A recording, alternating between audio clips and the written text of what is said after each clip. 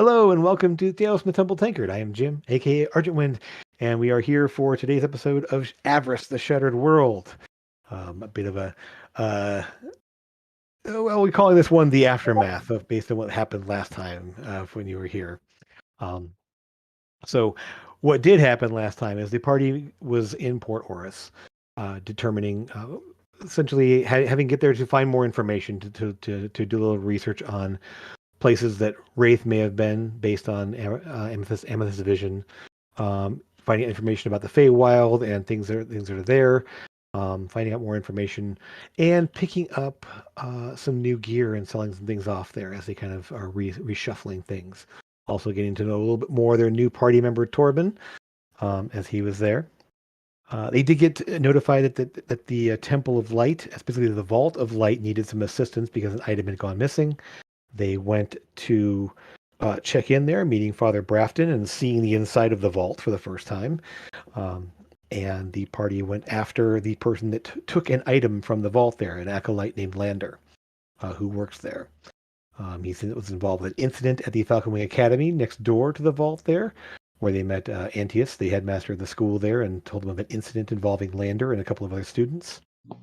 They went to Lander's place, and after some botched stealth attempts getting in there, getting up to Lander's apartment, essentially into his apartment building Thanks, there, Sora. they met little girl Liddy and her father there, who informed them of a little bit what happened recently. That morning, strange things started happening. Thoughts got all jumbled, and people had difficult problems, and suddenly there were people yelling and screaming, and bad things happening throughout the building as they locked themselves in their rooms. In investigating, they found that a few people that had not left the building. One of them becoming almost, homicidal, and one of them essentially knocking themselves unconscious to stop the incessant barrage of thoughts from the lantern that Landon had taken. Lander had taken. They found him, got the lantern back, dealt with it, returned it, and were able to secure some assistance. Oh no. Oh dear. It's back. Oh no. We lost Jim. He goes, And he's back. terrible. So anyway, so they got assistance for the people that went there, turned Lander over to the temple to be dealt with, returned the item, and made and secured themselves rooms for the evening. The next day, as they're making plans, Amethyst received a worried message from Elliot that something was wrong. And before that, I forgot, Amethyst decided to once again link with Wraith to find out where he was. He seemed to be aware of her presence and actually talked to her for the first time, speaking to her directly, and eventually stepping over to the side of the ship and showing where he was. And Amethyst recognized Addie's cabin. And reaching out to Elia and Elia reaching out to her, they did find that she was able to see through Elia's eyes, as she had been turned into a bird and flown off quite a ways, but was still able to see what was going on. And they saw a terrible scene upon a battle between a number of gunmen and crossbowmen and bowmen, an unseen sniper. They fairly certain who it was. Who seemed to be able to force Addie out of her transformations into animals. And then, as Addie tried to cast a spell, it was countered as Wraith stepped up and took Addie's life. And preparing for the worst, the party tried to make sure that Wraith wasn't going to come for the actual city itself, having access to his airship. And time passed, no attack came, and the party realized that he wasn't going to be coming. Elia and Amethyst were reunited and had an uneasy evening. And we start today, the next day, after the fall of Addie. So Raven's Tales. What are we doing? Is Crying. it's okay, so we're starting like when I wake up at my like 5 a.m. Sure, I would assume so. Yeah, you kind of have you down in your basement, down in there. I do want to point out here, and just Always being the first up. a little bit of a good with the bad.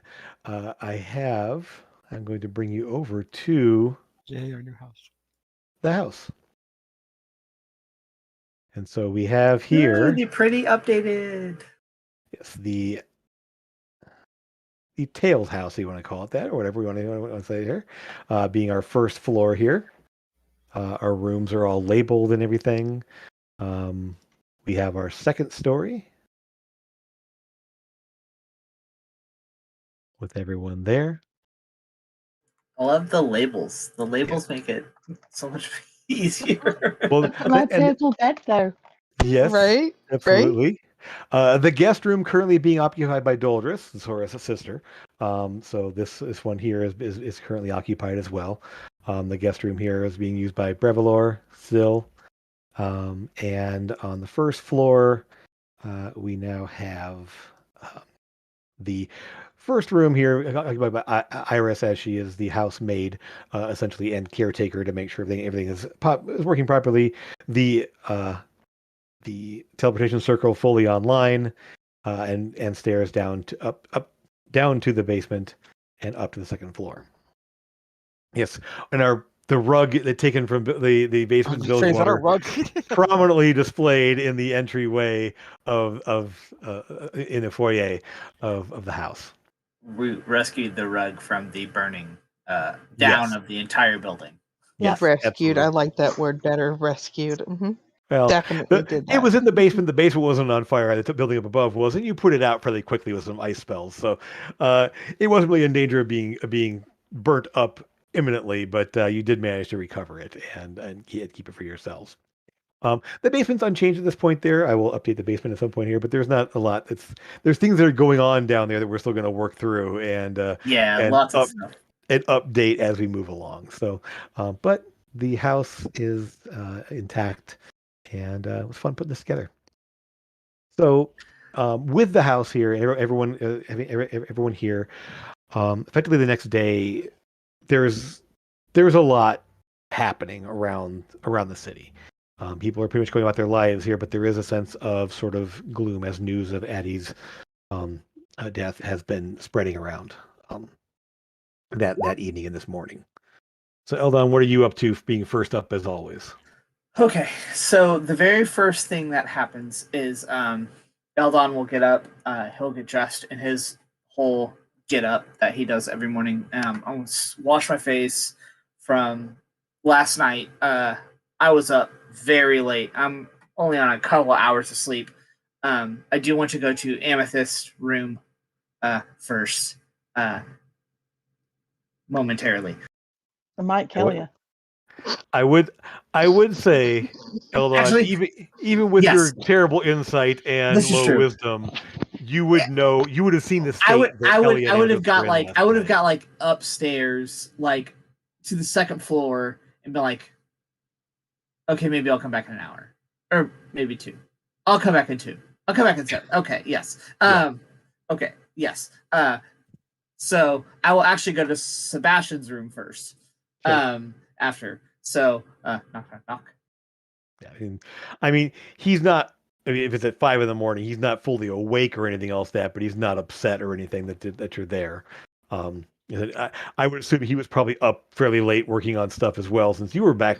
You were recently back and working on stuff, so yes. Eventually he went off to bed and leaving you to continue working on your own. But A bit bleary-eyed, Sebastian will greet you at the door there, and Eldon, what is it? Yes. Good morning. I will need Is to it? make you a one of these, and I will hold up my like little like mechanical bird that goes off every single morning at 5 a.m. Yes, Mine's not it going to go is. off at that time, Eldon. I can tell It you is that a right now. wonderful thing in the process of us working together. It is a good thing to be prompt and early in the morning, but I do have some ideas. We are going to need to drill a large hole through the top of Amethyst roof. We will speak with her momentarily about this. But look at this idea I had last night. And yes, after you went to bed, I began thinking of an anti air weapon. Yes, I'm gonna like go in and like show him the full like map and all of the ideas That I is drew up last night. crazy there, but I can see the usefulness of it. It'll be a bit to put together, but I think we can manage something. Yes, it will take us a good couple of weeks of hard hours of work, which is why I will gesture back to the mechanical bird. Yes, 5 a.m. every single morning for at least the next month, promptly for sure. Yes. And also, I did have an idea for. I'm gonna like go through like lightning bolt guns for spell plates, chromatic orb weapons for guards, like a whole bunch of other security things for helping of the city, and that will take Have us. you talked this over with Mr. Nimbus at all? He's one sort of in charge of putting the magical defenses up around the city. Yes, that was my. I'm going to like flip up my little notepad, and it Mhm. has like all of my list for the things for the day. That is going to be my 8:16 time. I need to be there at probably at 8:16. Yes. Right. Okay. Well, I mean, because I know that he's got a number of plans as well, so you want to discuss this with him in terms of he's been putting up things arming a number of people, and there's a number of things in place. So I'm sure he will be invaluable in getting these things all put together for us. Yes. Perfect. Do you have any other ideas other than I know that we were working some last night, not quite a bit of talking, but did you have any other interesting items and or ideas? I think at this time we're still sort of information gathering stages. I want to make sure that we've all got a number enough materials and such, and so I'm mostly cataloging what we have, what we need, and there's this number of projects here. We're going to need a lot of conduit material, a lot of gemstones for accumulators, and just try to keep it in tabs on what we've got and what we're going to need down the road for our crafting endeavors. Yes, yes, yes. Perfect. Okay, uh, to work. Of And course. then I'm go down to the basement till He 7 goes o'clock. back in and gets dressed now, and then um, so effectively, um, he'll be down there not too long after you. But essentially, he shows up there, and he actually does show up with some actual food and some coffee and tea and juice and whatever else that. Like he's the more practical one of the two. Actually, like, yeah, here's some food. Make sure you eat something. I'm not gonna do all this on an empty stomach, kind of thing. You might get some caffeine in you because I know you tend to crash a bit if you don't get something there. Keep your energy going. And so he's kind of definitely acting as in any assistant capacity, essentially, of making sure you have all that. Way too much sugar and cream in the coffee is what I do. Uh, Okay. A little after fully daylight, Amethyst, Elia, you'll hear a soft knock on the door. Not Eldon, you realize, because Eldon will just either barge in or just sort of impatiently bang, but it's a soft knock enough there. Um, and you can choose to check the door or not. Oh, Who is it? There's no answer. When you open Alden, the door, that better not be you. there's a plate of food sitting there on the floor. Um, so Okay. yeah, just a Two little plates. bit of breakfast there. 2 plates, yes. Some drinks, some food and drink there for the two of you. I would say, yeah, essentially, if you didn't unless we rushed the door, you wouldn't see who put it there specifically. But Can I just take this opportunity to say, is there a way of locking the basement from up on the ground floor? do you mean like locking him in there? Yeah. I mean, not officially, but a Why? lock could be I mean, installed. in You this just in this pick it. frame of mind, Amethyst will think, since she's out of bed, maybe just this once, just make sure that Eldon can't come up and disturb anybody until everybody's awake properly. I mean, you could put something heavy Oh, over the me. trap door and then wedge something I'll do into the parlor door or the pantry door. We'll call it there. So the pantry's down here, and there's a trap door underneath that rug up in here. So you can just go ahead and wedge the pantry door, and then move a chest or something over on top of the trap door. I'm gonna do it. Okay. Okay. At some point, we'll just say that Iris will see you do it and just kind of like raise an arch an eyebrow or eye ridge, essentially looking at you, and then just give you the sort of okay, I understand, and just kind of go off about her business. Um, by the time you're up and moving around there, Reese is already in the kitchen there, setting things up for breakfast. They're planning whatever, just knowing that people are going to be doing things. So he's got like essentially a couple of platters, like plates of little like trays full of eggs and sausage, and making some biscuits and stuff like that, just to have kind of something he can just keep covered, and people can grab what they want when they want it there. Essentially, yeah, getting on some hot water for tea and coffee or whatever, and just making sure that it's essentially by the time everybody's up and about there is food and stuff for people to take. Um, and so, anything else anyone's doing for the morning? Bit of crying, bit of comforting, you know. Yeah. So Elliot, I mean, Elliot's, I won't say she's a mess. She's definitely, it's kind of the same as you. She has crying fits and everything else that.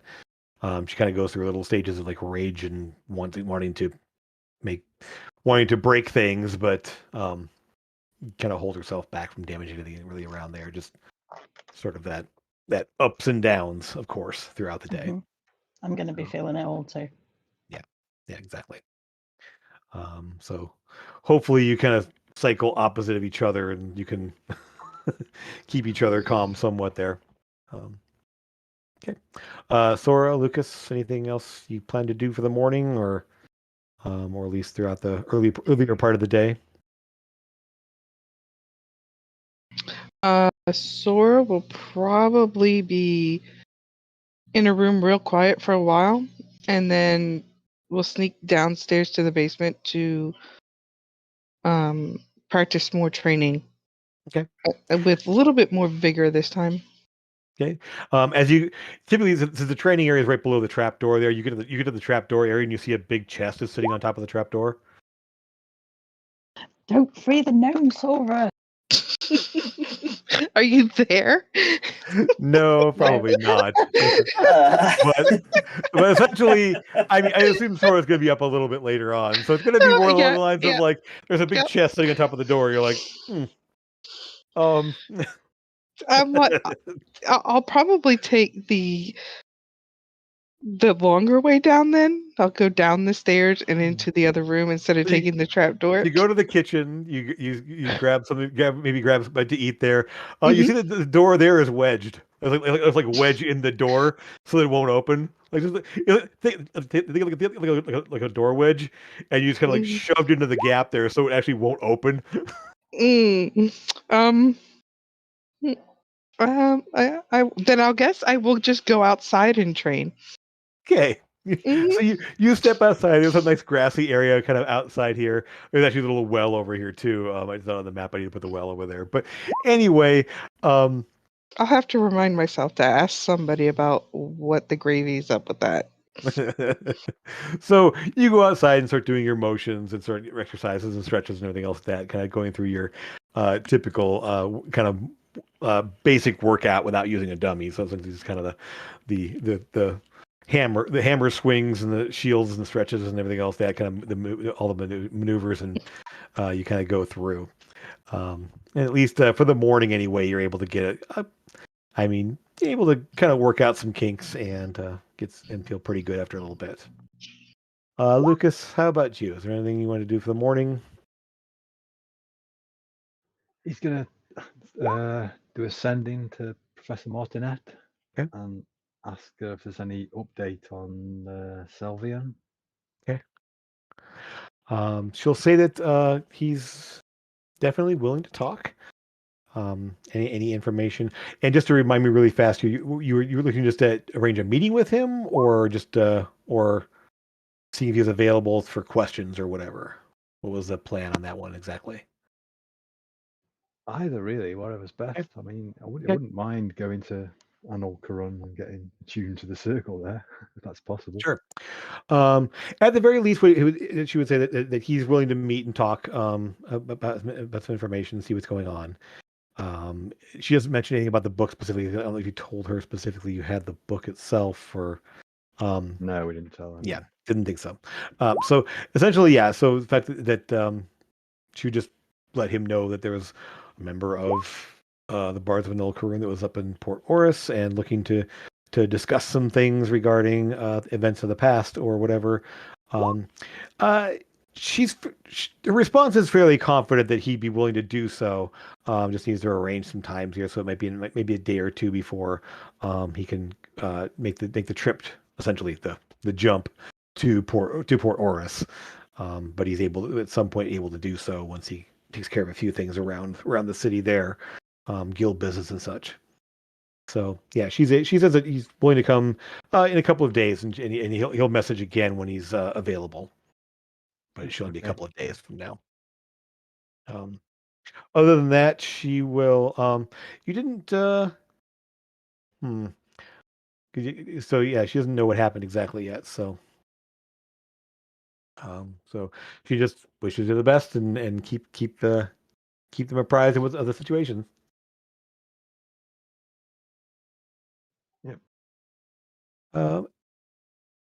At some point, you will hear very, very impatient knocking on the ladder door for quite a bit, and then very loud tapping on the trapdoor of needing out. Okay. Let's see here. I'm just gonna see who's gonna be on the ground floor during that time period. Well, other than Iris, and so I will just roll to see if. Oh yeah, she doesn't have a clue. Perfect.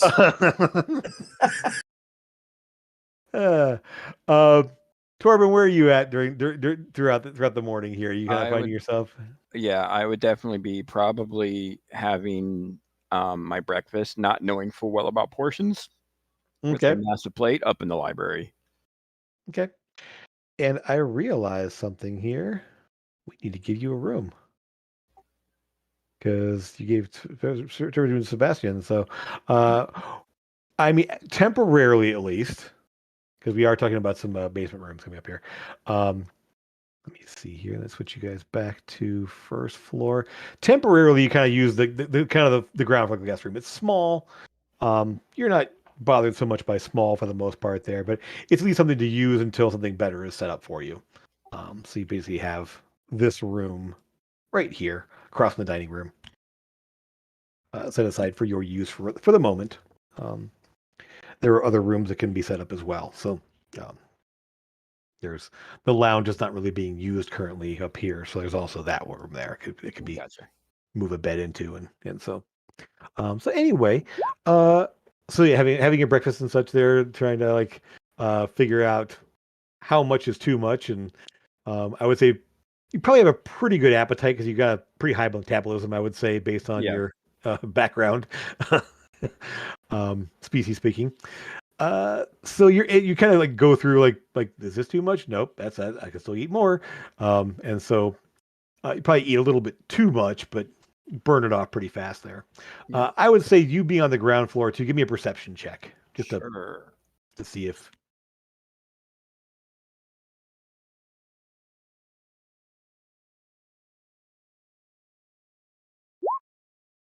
Okay.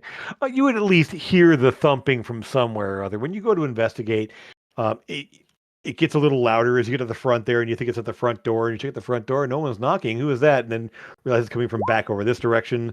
Maybe someone's at the back door. And so you get out there and you spot the chest sitting on top of the trap door, and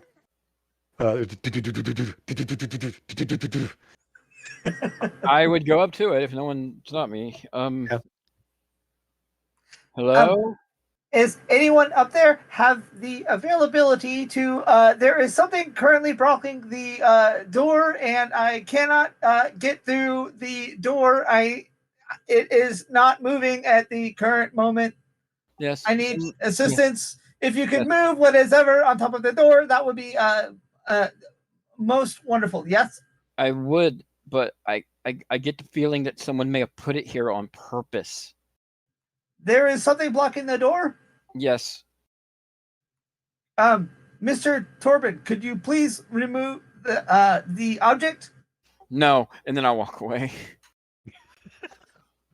Okay then. So Because literally he assumes that someone put it there. Like, no. Wow. No. okay, so I need to roll for opening a dimension door. Okay. He got sick and tired of it. He's rolling a dimension door, y'all. Oh no. Oh no, it's actually okay. Okay, so yeah, plus 14. That's right. Yeah, plus 10. Yeah, So plus you 14. needed a 14. Yep. Yeah, I needed a 14. You got it exactly. So I got exactly what I needed. Woo! Okay. So Eldon does appear right next to it. Okay. How heavy is the object? I mean, it's a chest. There was heavy enough there, so essentially, Okay. we'll just put you there. You could kind of drag it across out of the way there. It wouldn't be too hard. Yeah. Let me just go ahead and who else is down on the ground floor here? We'll put Torben. He's at least somewhat nearby. We'll put him probably back over here by this point here. And that's probably only who else is on. Let's send you a couple folks here. We'll put Iris on the map. Whoa, Iris is tiny. Why is that? There we go. And then we'll put probably Reese back here. Reese is tiny too. Okay. Probably just kind of general positions at least, so we know where some folks are at. So now I would like to go to Amethyst and Ellie. All right. So when you head upstairs, I can go ahead and put you at top of the stairs over here. We've got Amethyst and Elia in here. Effectively, we'll probably put Catherine in her room for the moment. And Lucas, I would assume, over in your room. I think that's everybody for now. Okay. So, Amethyst, you would hear my quick knocks. Amethyst, it is Eldon. If you have a free moment, I would like to discuss with you something. Who let you Amethyst? out? What? Who let you out? I am capable of dimension door. Of course. Okay. What do you need? Yes. So, we have never really discussed. However, I do understand loss. So I'm gonna like reach in my bag of holding and pull out the 2 vials of calm emotions that I have. I was planning on trying to deconstruct to make more. However, for the 2 of you, I wished when I lost my parents and siblings that I had a day after to process. Yes, without the feelings of emptiness and overwhelming sadness and anger. So, yes, for you two, these are the only 2 that I have. And it is the 2 vials that I got off the Yanti. It's the calm emotions for 8 straight hours. Yep. Emerald Fog. Lucas, you also have a batch, so you have a vial as well, Lucas. Because you picked up one originally. So Right, yeah. I also later would talk. Maybe I am good at listening, not so good at talking. However, if you do need someone to listen to, I am. Yes. Have a good day. I am sorry. Okay. I'm sorry for locking you in the basement. Hold on. It is perfectly. It's actually not the first time. There was this one time that. Sorry, I'm sorry. Eldon, until you close the door in his face, is going to go on this long story about one time when he was in college. There was this time when he was locked inside of a laboratory for a week straight, and he didn't have the ability to dimension door, and the walls were made out of an impervious thing because I was causing minor explosions. So I accidentally locked myself inside of a laboratory, and no one came to check on me. It got a little scary there for a whole week, but I was locked in there for an entire week. However, it was actually quite beneficial, and I would have been fine. However, I did want to give you guys the calm emotions because I did understand loss and that feeling the day after. So yes, I did want to do that, but I am going to go back down to the basement. However, later on, I do have this very interesting thing. I am going to need to cut a rather large hole into the ceiling. However, we can discuss that later. Yes? Thank you, Eldon. I appreciate it. And just let us have some breakfast and wake up a bit. Yes, of course. Okay. Thank you. I'm going to go back downstairs to my lab and work. This feels terrible now. Nah. No, you don't. No, you don't. I do. So the morning will pass fairly uneventfully. Nobody shows up from the town to speak with you or anything else like that. Pretty much everyone kind of gives you guys some space, at least there. So at least for the most part, there's nothing really pressing that needs your attention or anyone. No one shows up to bother you for the moment, at least. Is there anything else you want to do for sort of the morning, throughout the afternoon, kind of thing like that? Essentially, you have the house to yourself to do whatever you want to do, any conversations you want to have, or anything else you want to accomplish throughout the course of the day. Being I- fairly. Oh, sorry. No, carry on. Being as how he is quite new to Yeah. Raven's Crest, he not go out, venture out on his own necessarily. He doesn't really know that there's any danger here necessarily. Yeah. He's just eager to get out and meet the town, like not necessarily meet the townsfolk, but see the sights and see, get a lay of the land, as it were. So, while we'll put a check over on that real quick here. So, I would say that it's not a huge place at this point here. Being at the house, the Tails house, is right here on the map. The town square being where a lot of the businesses are: a general store at 26. Next to that being the Jeweled Flagon, across the way beating the Fighting Unicorn. Nimbus's shop back here with tells Manatech and such. And I mean, a couple of things here that you hear the clanging of hammers and such like that, and see that there's a forge and leather worker back here. belts and buckles. Across the way here is a clothing shop called Fine Wares. And there are horses being run around down over here, the cemetery back over here, along with the temple. Those are kind of the main things you see sort of in just a quick walk around. There's obviously a big lumber area up in here, big lumber mill. Another tavern right here, the Ragged Stump. And then most everything else here, residences, the apothecary, or the herbalist and apothecary being here right here, the Morning Dew shop. That most things in here are going to be just people living, working, moving around. There's definitely a bit, and with your insight there, you could definitely get a lot of. There's definitely a lot of worry, sadness among people. The word is spreading of what happened, at least, and the concern from like sort of the this is not a drill moment from the previous evening when the town was put on full alert and people were kind of like waiting inside to see what was going to happen.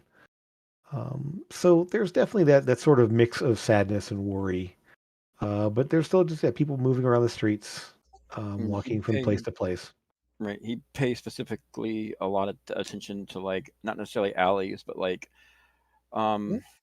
places that are like out of reach, as it were, as a normal person will walk like off the roads, basically like learning the map or learning the area in and out. There are a number of fairly decent trees you can jump into, move up into.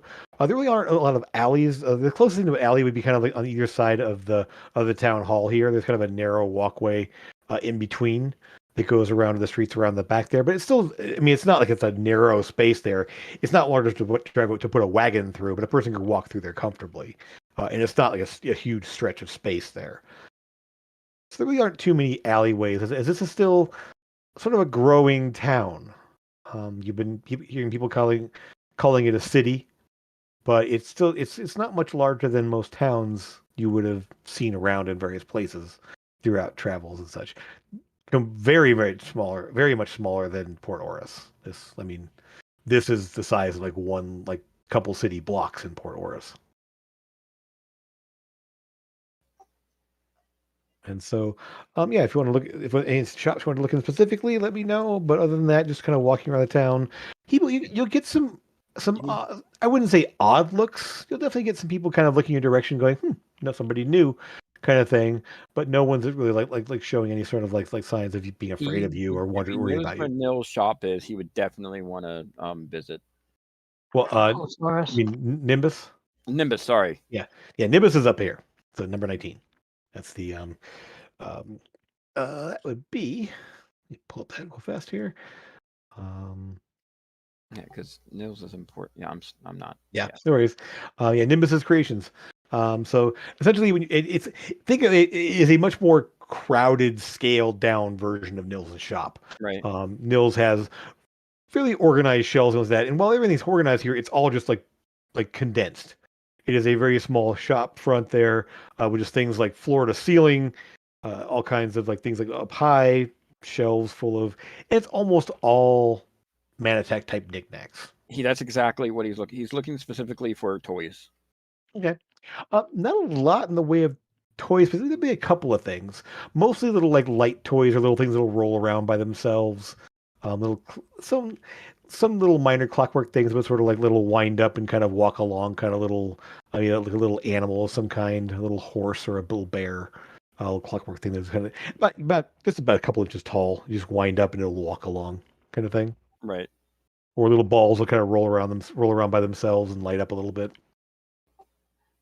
Like there's cat toys that do that now. So, right. Yep.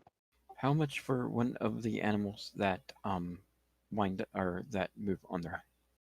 Oh, those would be 2 gold. Okay. Very well constructed.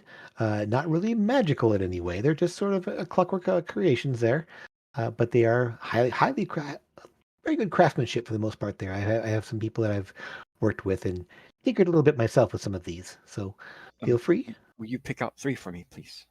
Of course. And he picks out. He actually pick out a little. It's a little horse, a little bear, and a little frog that hops. That's adorable. They're all just sort of like little constructs of metal. They're a little bit clunky looking, but I mean they have the right shape, at least, of the animals. Yeah. You can tell them apart. He pays specific attention to like the bear. You can tell that's his favorite already. Like Yeah. Okay. All right. Well, it's not hard to something there. We'll go ahead and is there anything else you wanted to buy or anything else, or just want to move on from that point? I was just looking at the card. I know I saw it too. Bottom right, so I just wanted to Yeah. make sure I didn't. Okay.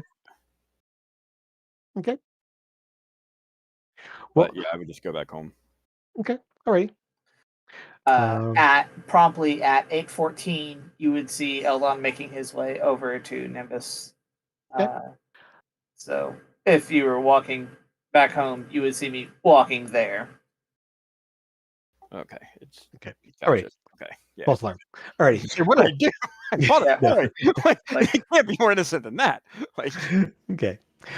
So I would say, based on, let me ask you, Torben. There, would you be there kind of when the door opens up? There, be there right away, or would you be a little later on? what do you mean when the door opens? Well, essentially, the pretty much the town comes to life around 8:00. So It depends on what time I left because I did explore a lot. So like that Sure. probably would have took an hour or two, maybe. Okay. So I would say this. Let's say you left because you brought Amethyst food at daylight, which would be about 6:00, really. Right. At this point there, you wander around the town for about an hour there. So you'd be getting there right around the time.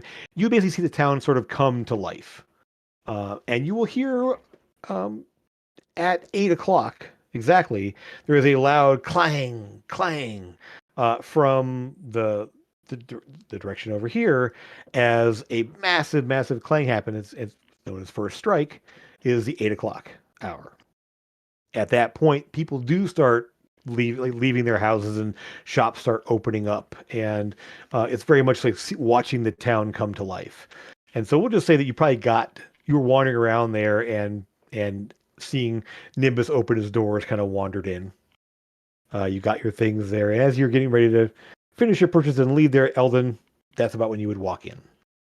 And so Torben is there buying some stuff or making his purchases. Hello, Eldon. You're actually just. I wanted to talk to you about something. Yes. Yes, I did have some things to discuss with my cousin. It's okay. I just wanted to give you something. And then he will hand him the frog, the little clockwork frog that hops. And he wanted in. I'm sorry for not moving the chest. I just figured it was on purpose, and I didn't want to get in trouble. I hope there is no hard feelings. I'm going to go back home. Actually, no, I'll stay with you. But I'll stay out of the way.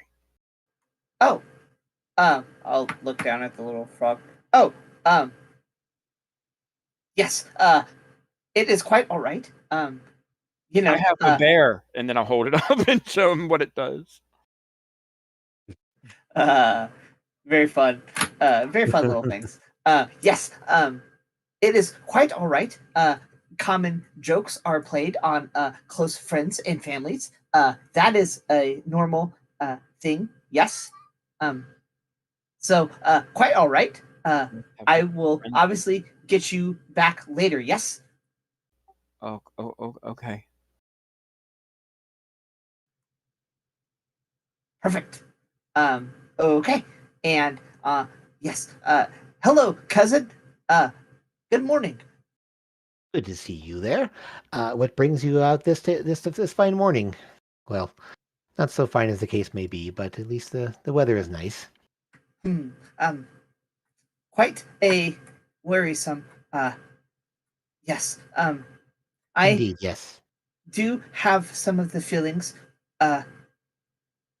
like I had, when, father, mother, and yes. Of course, yes. Yes. So, yes, I have many ideas, of building some interesting items, that I wanted to discuss with you and see potentially what other ideas you had. I was thinking of building lightning bolt, cannons, and also chromatic orb, and several other defensive and offensive weapons. Yes. Well, I agree. I can definitely see the purposes of these such items there, more offensive natures. We have a number, we're sort of working on more mundane defenses at the moment there, ensuring we have high quality crossbows and bows and such for those people manning the walls and the parapets and everything. Making sure that the ground armaments are all intact and ready to go. As the issue would be with anything, a lightning bolt is you're going to get effectively 2 shots from each item there, as it is a little more of a draw than other things. Chromatic orb, I definitely, and he does point to one of the, um, he actually points to a hand crossbow that's there that has I have this and I'm actually looking at it's actually sitting he'll actually pull it down off the desk there. I'm in the process of making some more of these. This one fires frost orbs specifically. We don't want to set things ablaze. Yes, but, we are quite in the middle of woods and farms. Fire is bad. Yes. Exactly. And lightning into trees is never a good thing either. So I tend to lean more towards frost, or occasionally acid is all right as well. Although a misfire with acid could be very problematic for those firing it. So, and he just kind of goes off and planning for more of these type of items here, and Right. essentially having some of these. I'm also in the process of making some fairy fire items that you are that anyone that gets in close proximity can be painted with the fairy fire and made lots easier for our defenders to dispatch them. And so we already have our targeting systems in place, and making sure that we have more of the internal defenses in place there, with being able to extinguish fires and keep the lights on and such, so people aren't caught unawares by darkness. And essentially, while it's a little less stammering, it's no, and Torben, it sort of like slips into the Eldon stammer and the Nimbus like techno babble, just back and forth there as they kind of go on and on. He would say that he can do things like most of the cantrips, most of the a lot of the cantrip use type things, and the first level spells, as he is a first level wizard. Yeah. He couldn't create the lightning bolt ones himself, but he can assemble them if the plates are created. Yeah, so I would go through that. I would create those. I also wanted to create, mainly for all the guards, like shield, giving them all shield, and a couple of other those defensive spells to throw on. Absolutely. All the guards as well, to give them extra defenses and stuff like that. So. I've even been contacting. I have a contact in Port Oris that does divine spell plates, and I'm looking to get a Shield of Faith incorporated into some defending. Yes. Shield of Faith, as well as if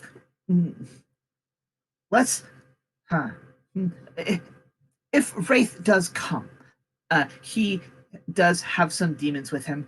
If you are capable, I would like to get a hold of things like protection from good and evil, and other such spells. You know what I mean, yes? Of course, I believe that I can accomplish some of those as well.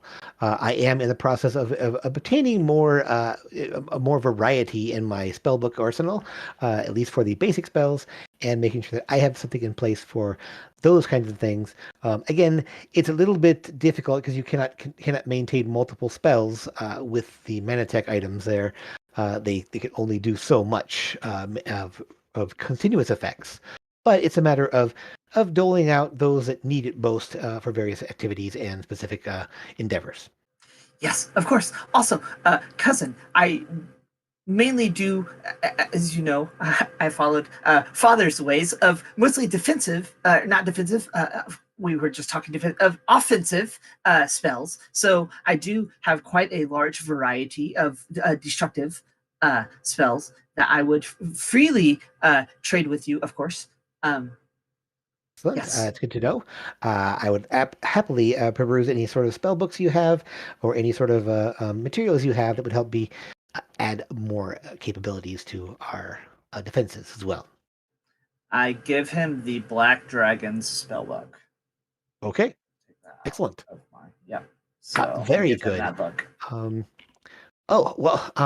I mean, obviously, this is quite a impressive amount of spells.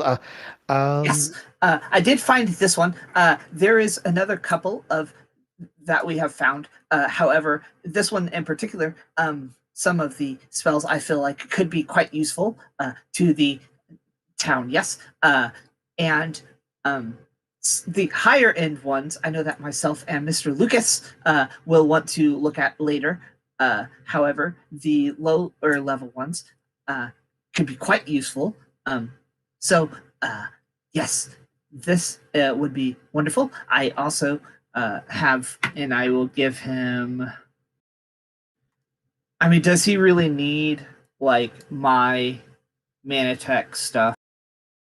Not really. I mean, Okay. he knows the Manatech side of things. He's still learning the magic, the spell plate creation side of things because he Okay. only until recently was able to actually even do that. The copper dust and silver dust and all that. He has all plenty the of that. materials. He Yeah. has. Yeah. Okay. Yeah. Okay. Cool. And he has more coming all the time.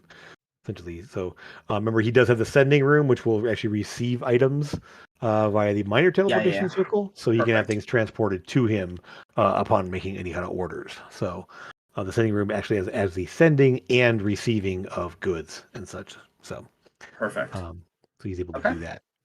All right. Well, very good. Very good to know. And I understand your teleportation circle is fully online. That's very exciting. Yes. So now we do not have such a long travel to get back and forth to Port Oris. Yes, and other places. I am hoping to someday gain the possibility of maybe returning home. Of course. But as you know, that it's not quite thing that can happen right now. But it would be fun in the future. Yes. Of course. And I know these efforts such as this and the things you're doing here reflect very highly on our homeland. And those words of those deeds, especially when there is a member, well, I wouldn't call him a member of a higher ranking family, but Duncorn has connections as well to some high ranking people within Copper Vale as well. So when you're ready to go home and want to have a bit more of a pleasant reception, Duncorn may be able to help out in that aspect as well. Yes, truly interesting. There's some more things to discuss later. However, I do need to return to the group. We need to have a meeting with the mayor. Of course. But yes, thank you so much, cousin, and have a good day. I'm sure the council will be glad to speak with you at some point. Coming soon. We understand there is a lot to deal with right now, so there will be time coming in the next few days at least.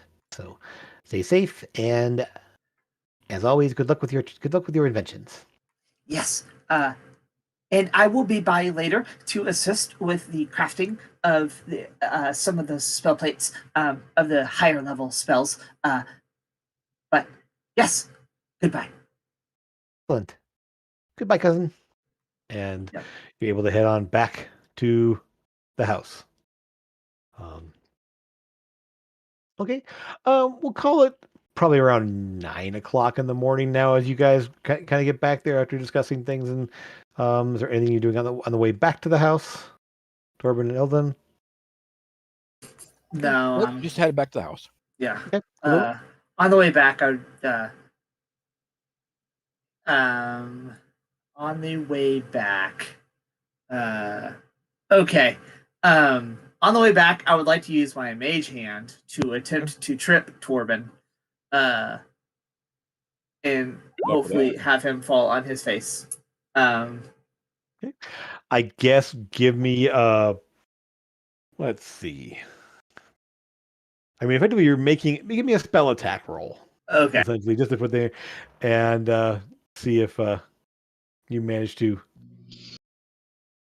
And Torben, give me a perception check to see if you spot him doing this.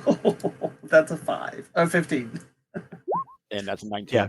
Ah! You see, essentially, because Eldon's mage hand is not invisible, and you're a pretty perceptive, fairly perceptive person there, you spot a little stick sort of like lifting up off the ground there, held by a kind of a silvery blue colored hand, and just sort of look down to see it just in time there and just hop it. I am going to fall over it. Okay. Okay.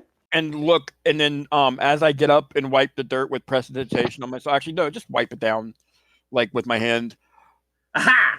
See, that is what I meant of getting you back. Yes. Ha! I guess, yeah, Eldon. I guess we're even. Yes. Right. Shall we? And Eldon, with your insight, you wouldn't get the fact that all they did it on purpose. No. Yeah, not at all. I outsmarted Eldon, you guys. So, you guys make it back to the house there. Sora, you see the two of them arrive back as you're kind of wrapping up your workout and such like that, and so see them arrive there. One thing I will say is, based where you're sitting, where you are, pretty much right there, you can't help but as you're doing your movements and everything else, seeing the temple and the tower right over here, about 50 yards away. I mean, not like basically, it's like literally maybe 100 yards away. But you can see the tower kind of looming off to the side over there, knowing what's there, and knowing what at least that something was stolen from there not so long ago, and that something else was discovered there shortly after. Yeah, So, yeah. I want to go there. yeah, head over there. I don't know if I want to bring the group or not, but I do want to head there. Yeah. Well, make your choice if you want to bring anybody with you or not. At this point, I would say Eldon and Torben have returned. You know, Lucas is still inside. Amethyst and Elia are probably still up in their room. But you do have the ability to grab somebody and bring them with you.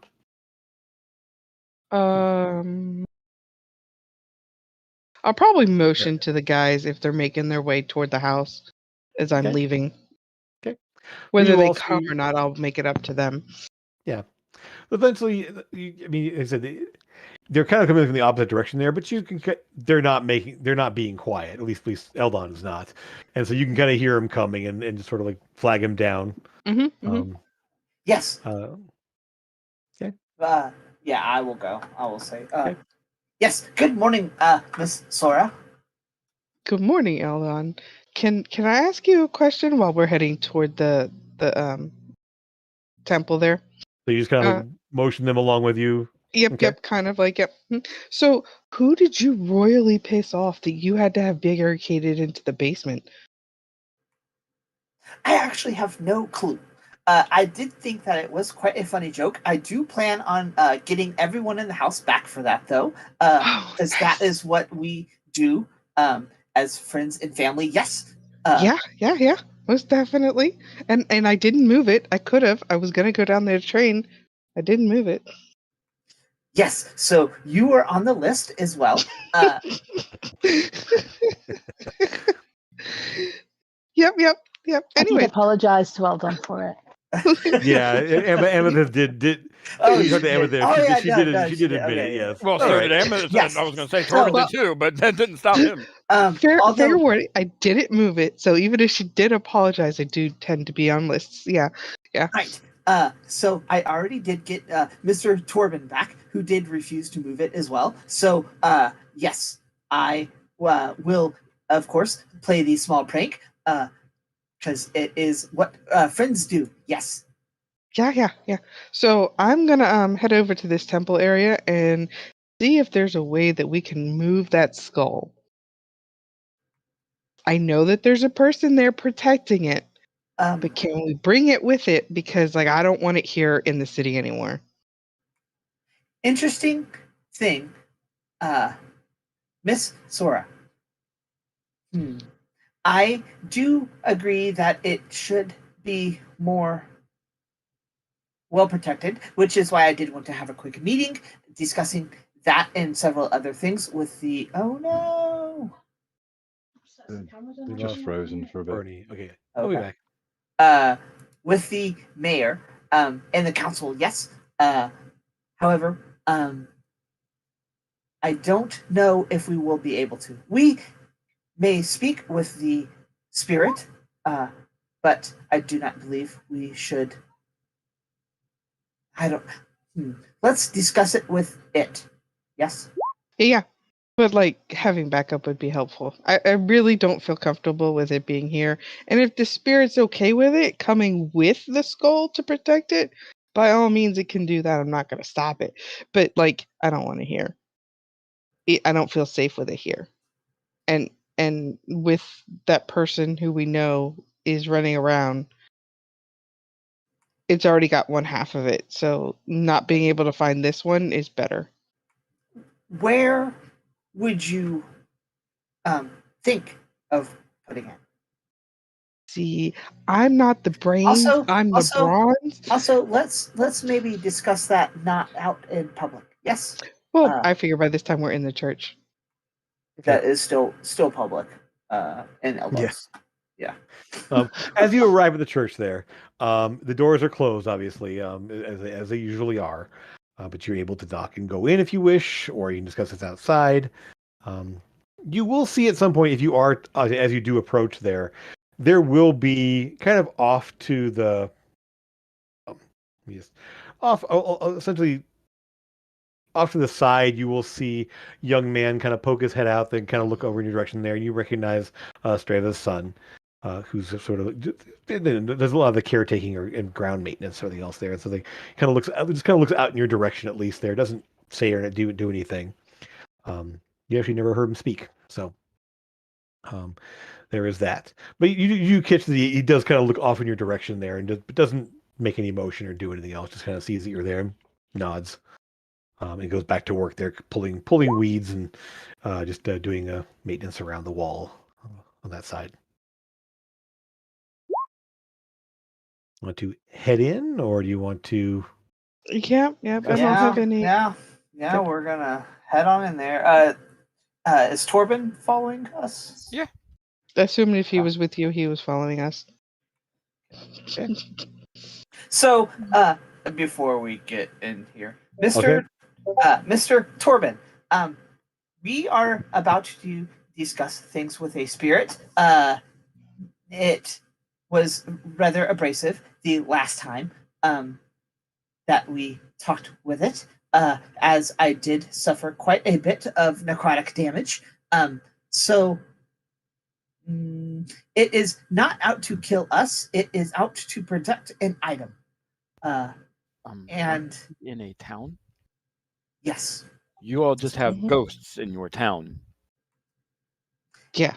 Yes. And that's normal for you. I would say, Torben, you recognize the normal. trappings of Temple of the Raven Queen, the goddess of death, and eventually, he's well aware who she is. Yeah. So anyway, you see that the insignia and the iconography around the temple there that would indicate that Temple of the Raven Queen, the Night Mother. I've never encountered spirits before. And as long as we don't do anything to it, it won't do anything to us. Correct. And why are we going in there? There's something in there that I feel is no longer safe in the city and needs to leave the city. Okay, and that spirit is protecting this item, and you want to go take it away from what it's trying to protect. Well, it can come with us. I'm not saying that it can't. I'm just saying that it shouldn't be here. This location is already known. Is the main issue. It was discovered in a ancient journal. Yes, and it's not safe anymore. Okay, let's go steal from a ghost. So as you head inside, you will see Strava, who will simply greet you. Always there. You see, she definitely I mean, she's never really she's very much a kind of a Morticia kind of person there. Very, very straight face, very serious for the most part there. But she's definitely a little more somber than usual today. You would assume why. But she does greet you. Um,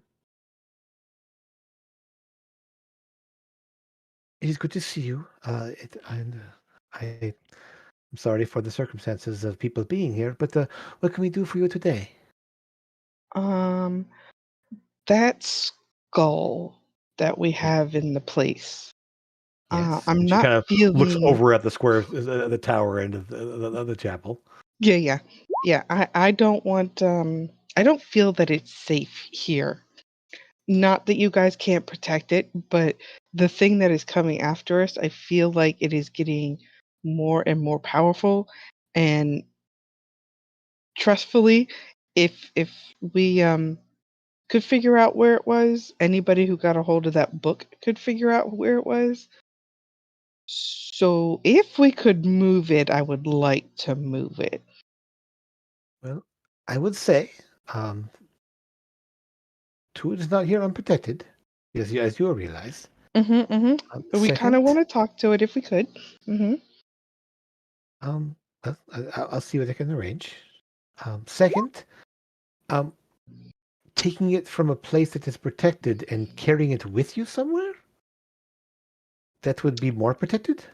I know it doesn't sound logical. I really do, but it's known here, and Yes, we live here, and true. you all live here, and I Yes, can't bear to know that we're keeping it here where you guys could get hurt, and then this could be taken. I Does that make understand. sense? Yes. Yeah.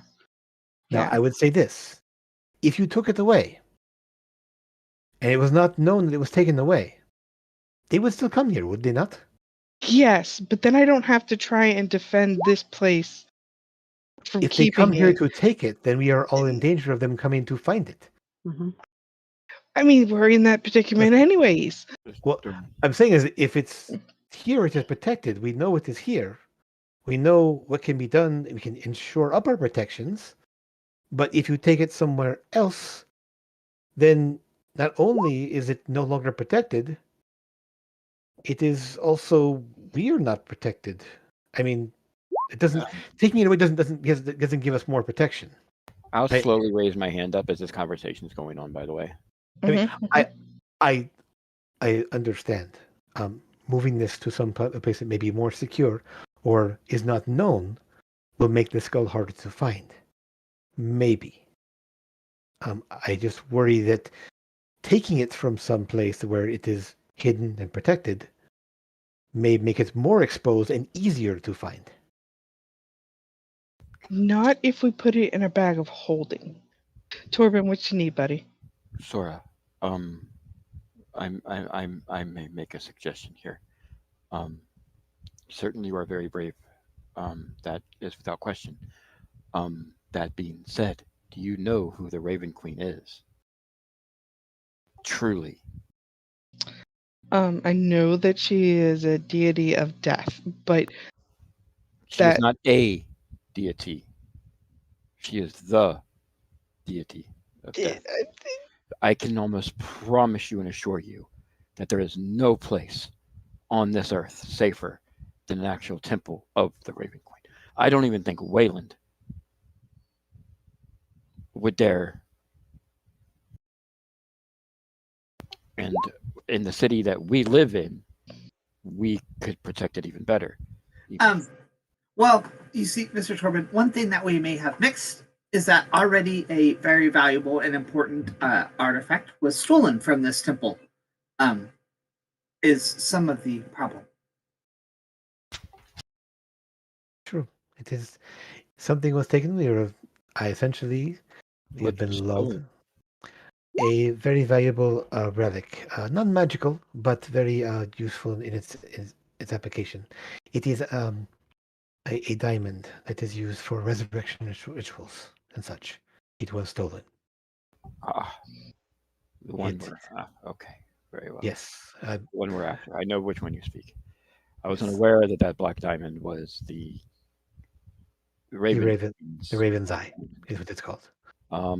That changes my circumstances on it. That needs to be gotten with the utmost. Absolutely. I would say that the issue we have here is that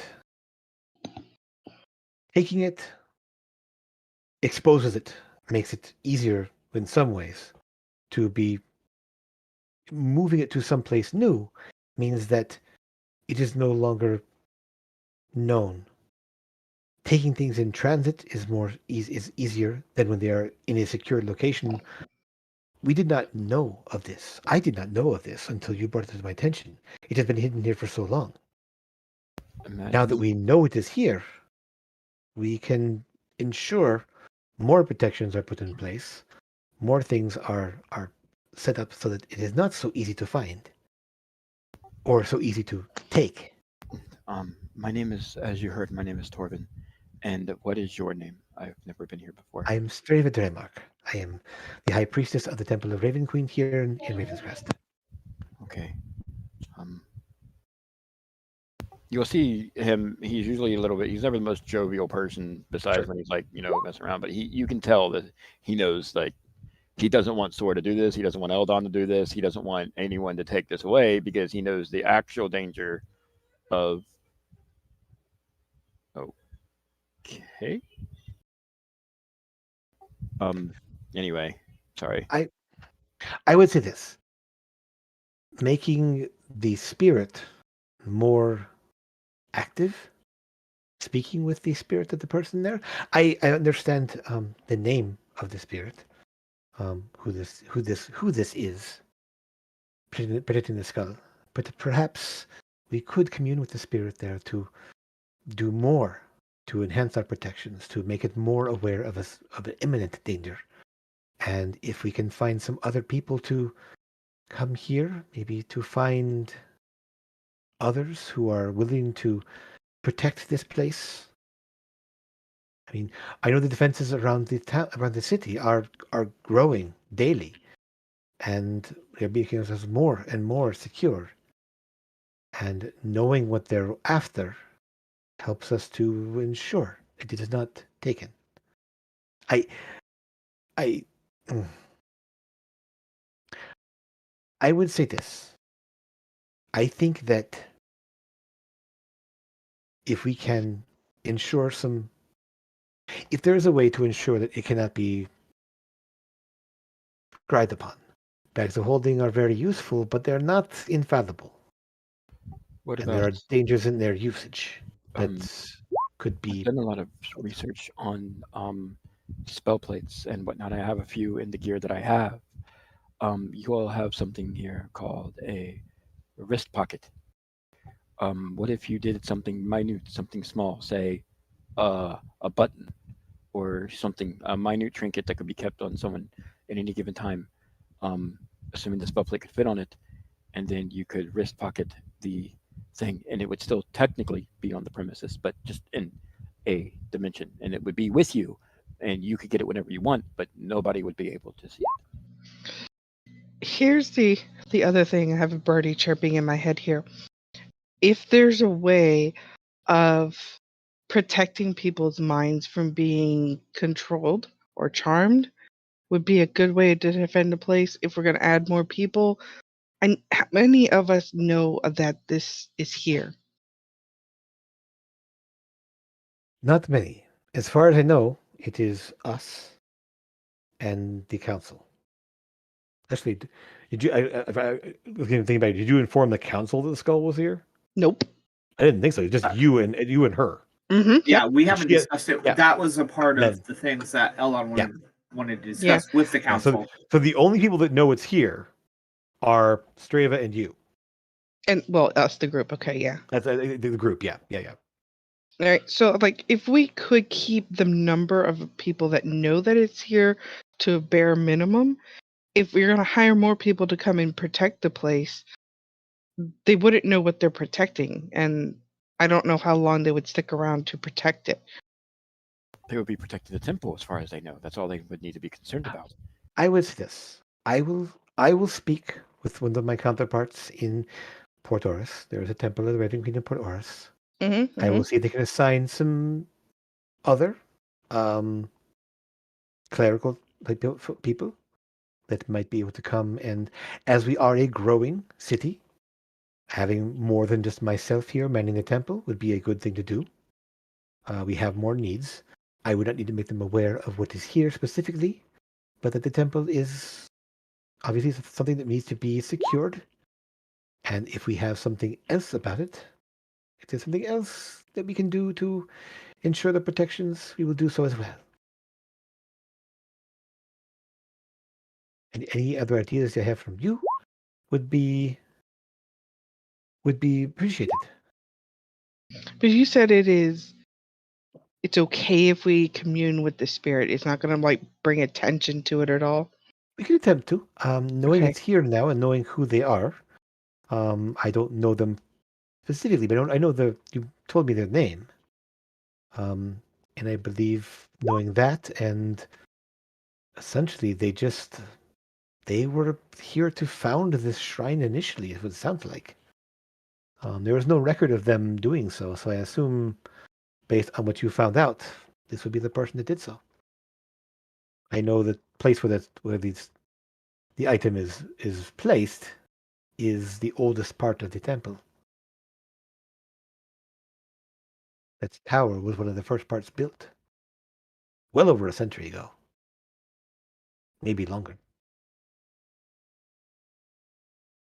I just don't feel easy with it here, I don't feel easy with knowing it it's either. how quickly and easily we were able to get to it. Well, knowing where to look and knowing what I knew of this place, and still had to use some powerful magics to unearth it. It's true. We did. We And did. knowing where it is and knowing how to get to it are two different things. We can also do more to ensure that it is even more secure. Because I believe you put it back into a lead box and put it inside there. It was not a conversation other than we got the feeling because of divine channel divinity that I did put it back into a lead box. And throw did it you? back Okay. Yeah. And then also,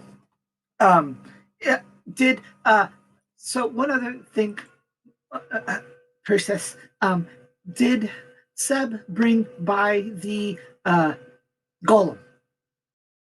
Oh yes, it is right over there, and you'll see that there's it was the stone statue, right? Yeah. Essentially, it's posted right next to the doorway into the tower. So basically, it's not in the tower itself, but it's right at the doorway at the entrance into the tower. So essentially, you have the wooden structure. Let me just move this over here. So you have the wooden structure that's the newer part of the tower, and the original part there, and it's basically posted up right next to the doorway into that tower. And so, big stone statue that's standing there, just immobile, ready to move. It seems to be polished up and a little more intact, Sora, than you saw it last time, because it was a little bit worn around the edges, a little bit beat up. It's been essentially kind of reshaped a little bit, so it's actually looks more like just a statue now, as opposed to this lump of stone that was vaguely human-like. Definitely not a dead giveaway that there's something important in that one. Well, in that one essentially, tower. it's kind of like it's again, there's a tower here in the corner there. There's that statue there. You will see that there are some other statue area or in the area, so it isn't so out of place. It's just that there's one here. There's like a large like stone ravens sculpture in one spot. There's at least one other one in another place there. They're not really in a specific arrangement as far as you can tell. But it is there. Like it's not like at the doorway with its shoulder like ready to go there. It's just sort of in the corner there, right by where the door is. Which I mean, until she pointed it out, you didn't quite notice it. In fact, because it's this dark stone statue in the corner over by the doorway. My perception's not that high to begin with, so yeah. True. But yeah. He Anyways. did quite a good job on restoring the golem. Good. I will have to inform him, Mr. Seb, that he did a wonderful job. Yes, Yes. I am. Yes, I appreciate it, him bringing it over there. It moves much. The movement is much more improved. It was very slow and ponderous, but it seems to be moving a little bit more evenly now, as it should. He said it was a bit damaged and needed to be reshaped in some spots. So, I believe now it should help at least. It slow somebody down from going in there. Yes, it is also capable of quite a bit of bludgeoning damage. Yes. The ghost was Basarloff. Yeah. So, priestess, would you be willing to assist us in talking with him, Sarloff? Yes. Yes, I would like to. I could do what I'll do what I can. Let me prepare a moment here. Basarloff, actually, as it's been said to you again, Sora, you realize it's actually draconic. It means blessed stone. Okay, but let me see if I have. I remember vaguely doing a history check on this, but I don't remember what I got. It's been a little while. So let's do it again. Sure, do a new one. Nope. Okay. So, I mean, other than knowing what the name is, it doesn't ring a bell. Eldon did also, and I we RP that I'd read a book or two. Yeah. I could also give it a shot. I mean, essentially, what you know of it is, I mean, they're not a figure out of history. They're really not. Okay. So it'd be kind of a long shot. The fact that you now, like, hearing the name again, realizing that, that bizarre law, that's draconic, that what it literally means blessed stone, that's an odd thing. Until right now, it's like, oh, that's not a normal name. You noticed it was an odd name before, but didn't think about what it meant until it just got repeated to you. And when you saw it was an ash wraith that appeared before, or sort of a wraith that was made out of swirling ashes. It was humanoid in shape, but no defining features at all. You couldn't really tell much about it. So she does prepare for a moment, and she does essentially kind of pull out some incense and some candles and such like that, and kind of sets them out there, and essentially they call upon the spirit of one known as Besarloth, who are here to protect. We wish to speak with you. And sort of the lights around sort of dim, the candles flicker.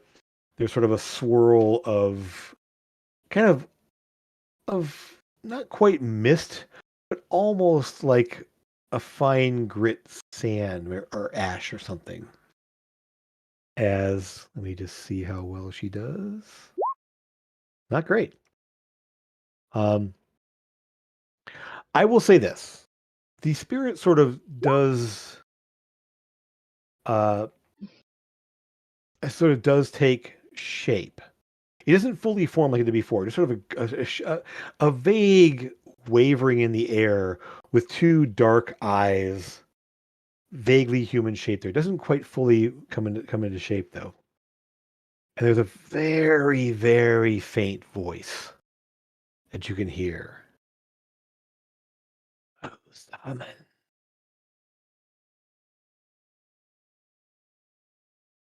So quiet. Yeah, what was that?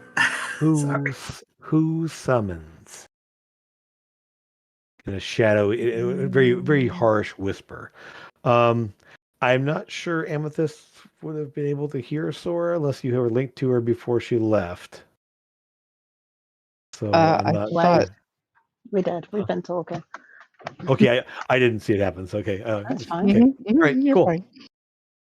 All right, then Amethyst, you kind of sort of arrive as she's making the preparations.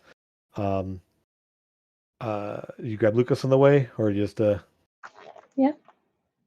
Okay. I mean, he's in the house, I assume. Okay. So, And so Elliot too, if she wants to come. okay, I think Elliot will stay behind. Okay. So we'll just say all 5 of you are there. About the time she finishes the preparations there. I'm going to go ahead and say, see who's best for this one here. With preparations, everyone else a little better. Okay. So you all see sort of this wavering image. It isn't the full ash ashen humanoid shape you saw before, but just sort of a wavering in the air and the 2 dark eyes. Ask who summons is the only thing you get initially. I will say my name in Draconic. Turns to look at you. And you just sort of see the eyes kind of turn to you. And there's like I said, you can't see his face so much, just sort of the eyes that looks at you and pauses. What do you wish? What is your questions? Is it in common so the others can hear it too, or is it just me? It is. It is. It's just in Draconic? No, it's in common. In common, okay. Yes, it was in common. I thought it was in common. Yeah. Okay, cool. And there's no real trace of an accent. It's just sort of an echoey, harsh whisper of a voice. You can't really get any sort of of an accent or anything else to it. Just sort of that those formless words in the air. I'm gonna ask it if it knows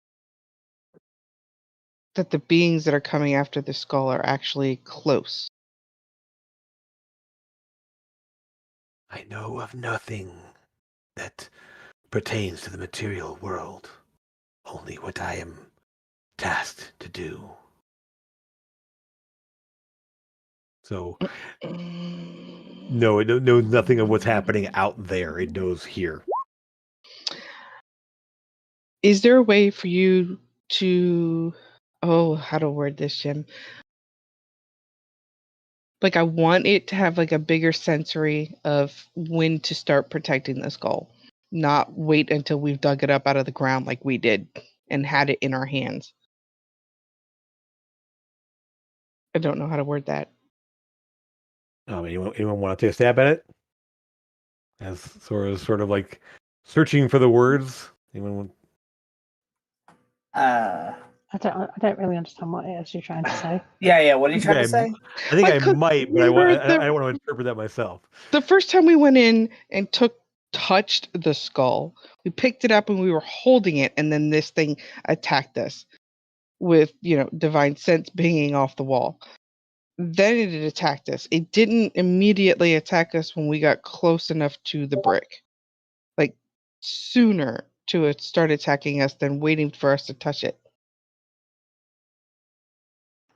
Okay, I But understand. if it knows nothing of the outside world, then it probably wouldn't know that the skull's in danger until somebody actually touches it.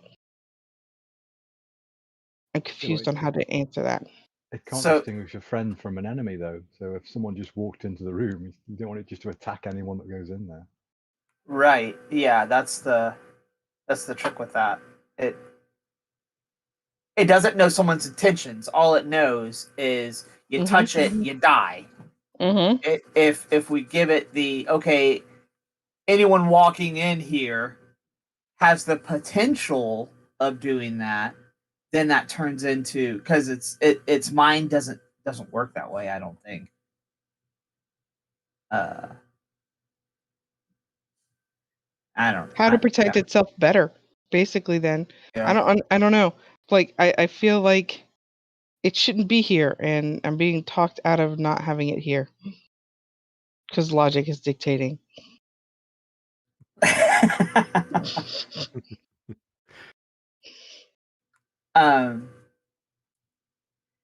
Yes. What did you want to ask it? Yes. The skull's owner is coming back for its head. And you need to be made aware, Mr. That it's coming back. You see, when you say this, the eye is turned to you. Cannot come back. Cannot come back. Not without the skull. It is here to prevent that. Nothing will bring that monster back. The only way he can get back is if he's got the skull. So without that, they can't bring him back, which is why it's so important that they don't get hold of it. One thing you'll notice is that this thing is obviously, it didn't say anything before. It just sort of acted. Mm-hmm. It is aware now in a way that it wasn't before. It's able to communicate. So that right there is something that's different already. So it's changed. Other than they have the diamond. They had the diamond back when we came down here the first time. So what's changed? I touched it last time. I tried to move it last time. Well, This time, Strava was going to... it has been awakened. Maybe it is more aware because it was awakened. It was dormant for so long. It is now no longer dormant. I would not have been able to do this if it was still in a completely dormant state.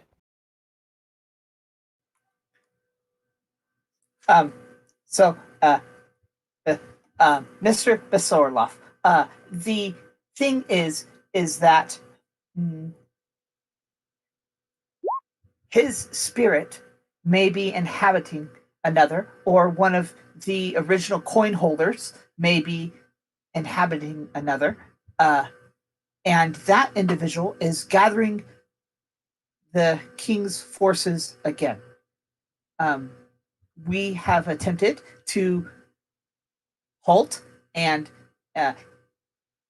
hamper those efforts. However, we have failed on some. So,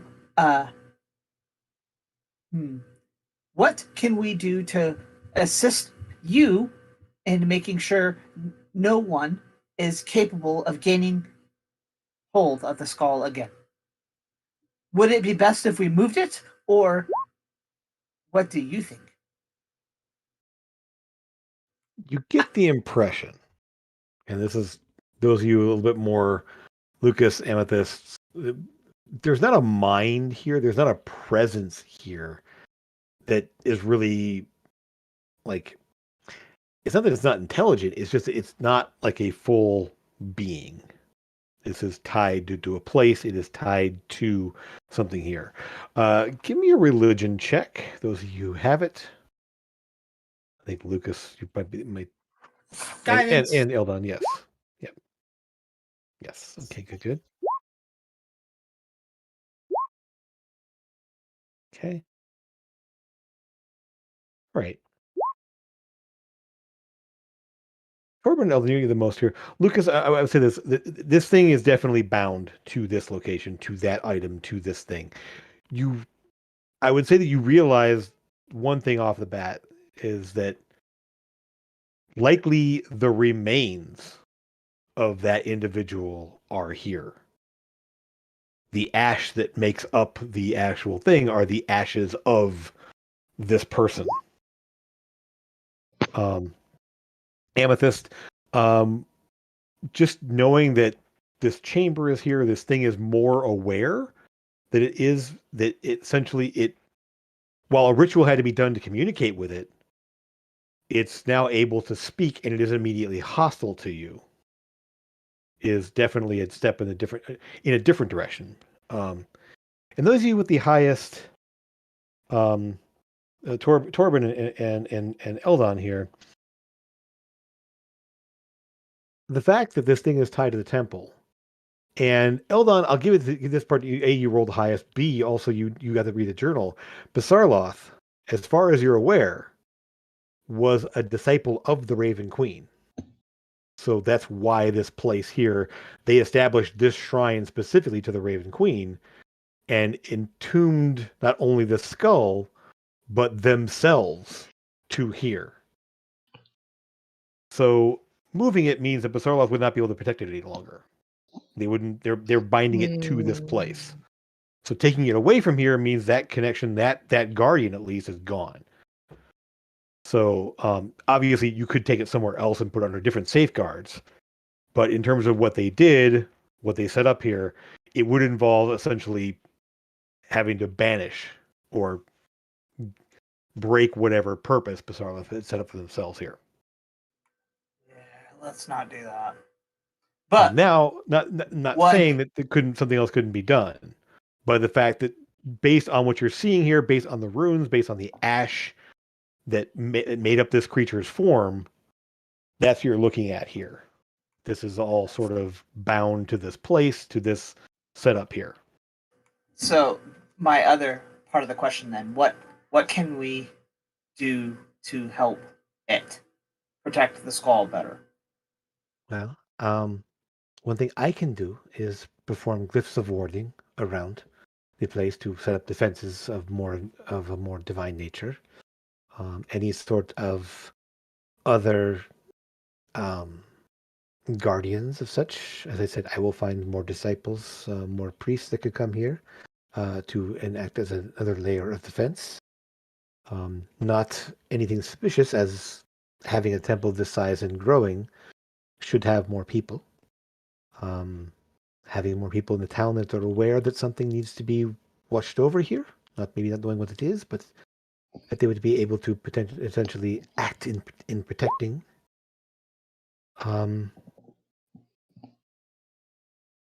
I would say anything we can do to increase the effectiveness of wards and guardians will be the best thing I can think of offhand. Is it possible to set up a glyph of, say, protection from evil, to prevent charming and mind control spells? I think there's nothing that completely protects, but knowing that it's a possibility, dispelling such effects, if you have more people who are aware of that as a possibility, we can all ensure that we have dispelling capabilities that would prevent it from taking hold or breaking someone out of it if it does happen. Dispel magic and ruin can take out charm person. Yeah. Instantly.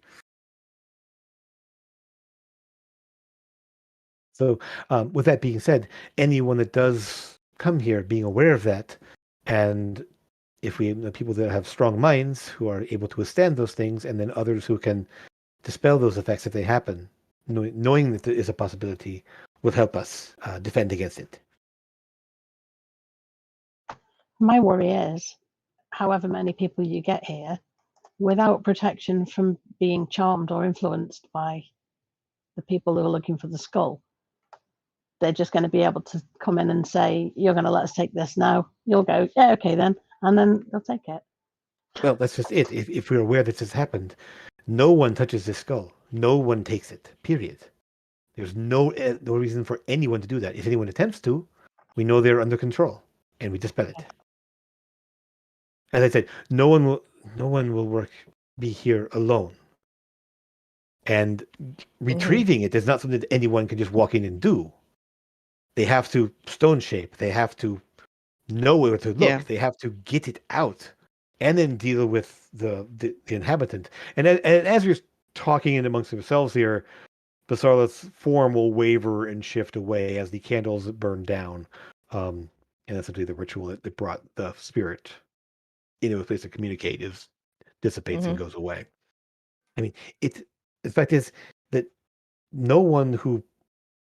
there is no one that should be going to get this. And in fact, other than us, no one even knows it's here. At least that should know it's here.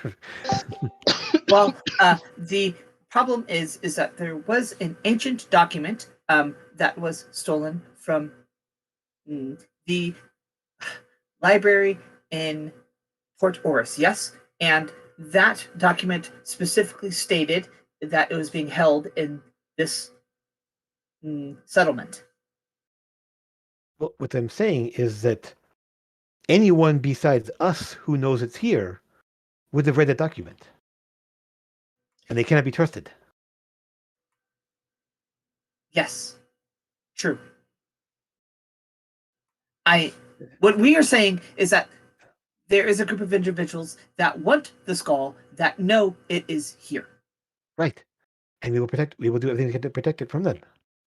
They will not be able to walk in and get it just be able to walk in and get it because no one should be here looking for it. Because no one should know about it other than us. And if they do, they are not to be trusted. And they will be taken down. As best we can. Yes. I mean, it is true of any place we put this item. Short of finding a way to destroy it, which if they couldn't, as you said, they couldn't destroy it before.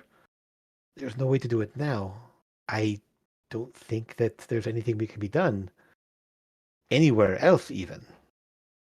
At least here we know it's protected. Here we know we can safeguard against anyone coming to get it. I understand. I would rather not have it here myself, being this makes it a target. But moving it could be even more dangerous.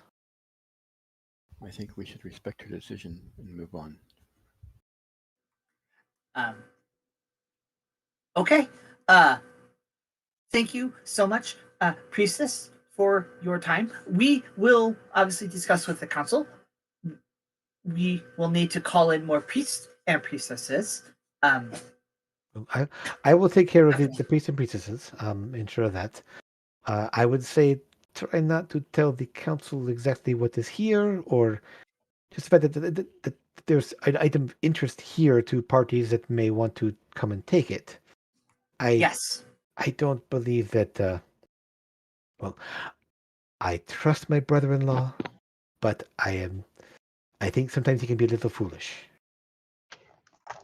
I think no matter who we trust and don't trust, the fewer people that know, the safer it'll be. Mm-hmm. Exactly. Really upset that I know.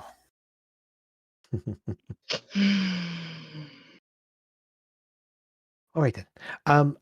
I will enact glyphs to ensure that anyone that comes in here that shouldn't will be they'll be alerted. We will be alerted. I can also do some things to protect as well. And essentially, she won't say exactly what they are, but she's already kind of formulating plans. I mean, the idea of lifting up a stone, putting a glyph of warding underneath the stone, and replacing it means that if the stone is moved, boom, glyphs of warding are nasty. Yeah, definitely. And I would also like to attach a giant metal plate to the top of that floor as well to make it even more fun to try and move that plate to move that to move or more obvious that it's there because right now it's disguised as a stone floor. floor. That's true. Okay, darn it. Don't put anything on top of that. No, that just tells us here it is. Now it is. If you didn't know it was there, you wouldn't even know it was anything wrong because she literally stone shaped it back to look like normal, so it didn't look like anything else there. Right. I think that more subtle ways of setting of ensuring that things are secure. Maybe I will do more. Yes. Yeah, glyph of warning is casting time 1 hour. It lasts for ever until dispelled or activated. Right.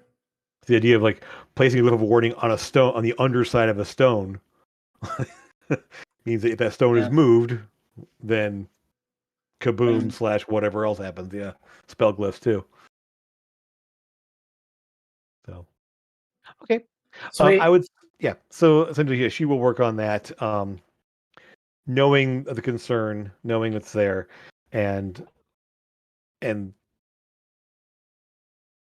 Sora, she'll actually look at you. Thank you for taking this seriously, for considering the well-being. I have lived here for quite a long time and don't want to see anyone injured or anything else. And the fact that there is something here that could cause people to come and try to harm others, it worries me greatly. But I will do my best to ensure that this item is not taken. And we will do everything we can to make sure that everyone here is protected. Also, if there is any danger of anybody attempting to take it, please be aware that we have a teleportation circle at our house and we can be here in a couple of minutes. So I've been if informed. you do need us, let us know. Absolutely. I will ensure that I have sending prepared at all times, and make sure that we are aware that you will be informed if anything is happening. All right. So, anything else here at the temple, or you want to move on to something else? I think we wanted to go talk to the officials. Okay. Yeah, I also would. I wanted to say earlier, but I, I would have liked to just check in with Gildor and Kiva just to see how they're doing. Okay. And inform. Well, I'll.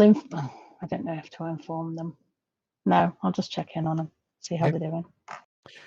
Gildor will obviously, as it's 25 words, you can't really say a lot in a basic sending.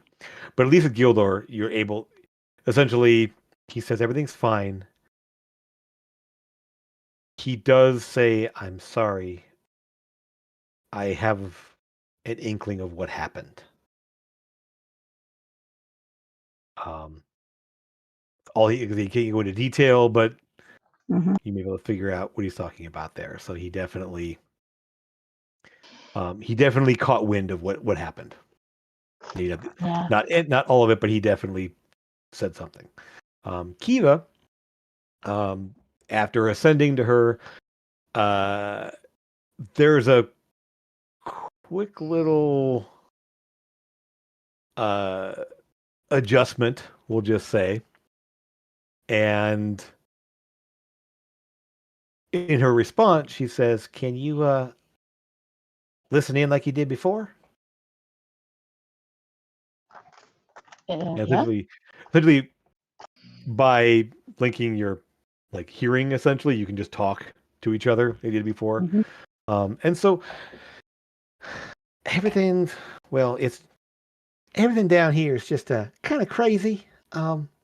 I'll just say the giant situation is not getting any better. It's just I don't know how much longer I can stay involved here. It's they're going to all out war. It's just insane. The stone giants, the hill giants, um, the ogres, they're all gearing up to fight each other. And I mean, I don't know if it's that crazed one that's with the hill giants or he's stirring them all up. I think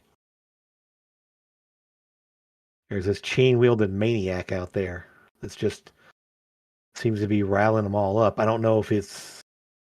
I mean, if he's a big fella. I caught sight of him from a distance. Big fella with a chain, just seemed to be tearing through people with it. Okay. Make sure you keep yourself safe first and Oh, foremost. I'm staying out of it. Uh-huh.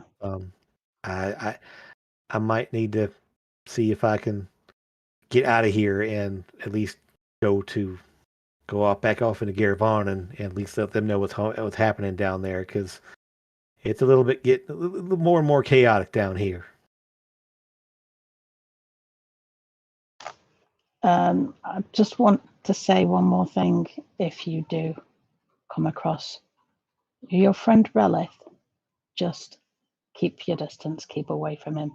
If you can prevent him from seeing you, do so.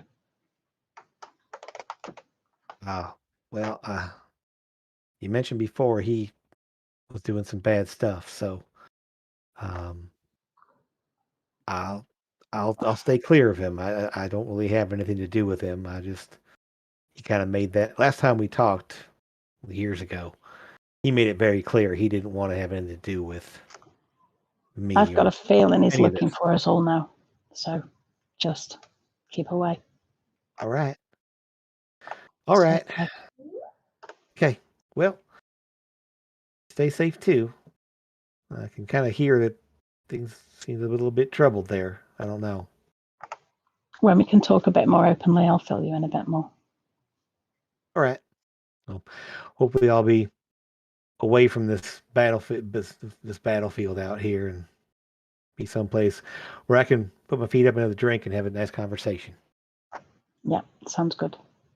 Stay safe. You too. At some point, I want to try and find out something about this chain-wielding maniac giant. Okay. To see if we can get an idea of maybe who he is, or maybe a bit more research on that. Maybe we've got to go down there and fix it. Well, it might be related to everything else that's going on, so, you know. I mean, he did have giants under his control.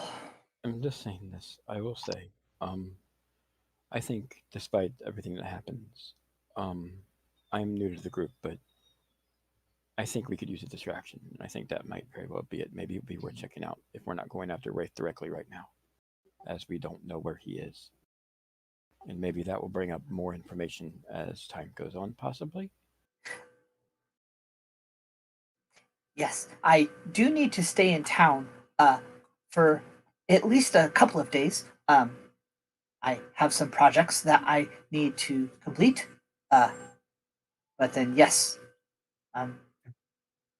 maybe that is something we go down. And also, maybe bring your friend Amethyst here. Is maybe to protect her. Is maybe an idea. Yes? Could do. Maybe. I think with everything that's happening with Wraith and Amethyst and Elia, keeping them all close together, is there anyone else who's in danger besides all of us? Who could be prevented from being such if they're here with us closer? There is a painter individual that we did meet, quite a talented individual. He did have some art stolen, unfortunately, but there's that individual. Obviously, Gildor. yes, And and you know, Gildor would have told you, he is all the way up in Scarlos. He's back home, so Yeah. he is quite a ways away. So just keeping that in mind. There is that he's probably, well, considering. Let's just see. I move you guys over here real fast, just to kind of point out about where he is compared to you. You are here. He is somewhere up here. yeah, he's 2.5 countries away. Yeah, so I'd like to not be worried about Gildor, but I know Wraith knows about Gildor's existence because he was in the art gallery when we prevented the paintings being stolen, and when we met Gildor first. I think it was Lucas that spotted him. Also, my other scare with him is that he had painted stuff of the Goblin Empire, which is what they were there to steal. Which is what they were there to steal, and that is why we may want to also gather him up. And also, the painting that had been done was a view that I'd seen through Wraith's eyes, so he will know that somebody was reading his mind at that point. So somebody was reading his mind, and then Gildor was reading my mind. whilst reading his mind and painted what you were saying. So yeah, Yep. he knows. Maybe gathering all of the shattered souls and trying to protect them. There are so many more. Even though that he's trying to gather them to kill them, so maybe bring them all into one place is not the it's best not a good idea. Exactly. Yeah. Also, I was thinking, But foolish. That being said, though, another way we could protect them. How? Hurry up and find him. And kill him. I think that's probably the best way. I'll let you all do the killing, but I can definitely help find him.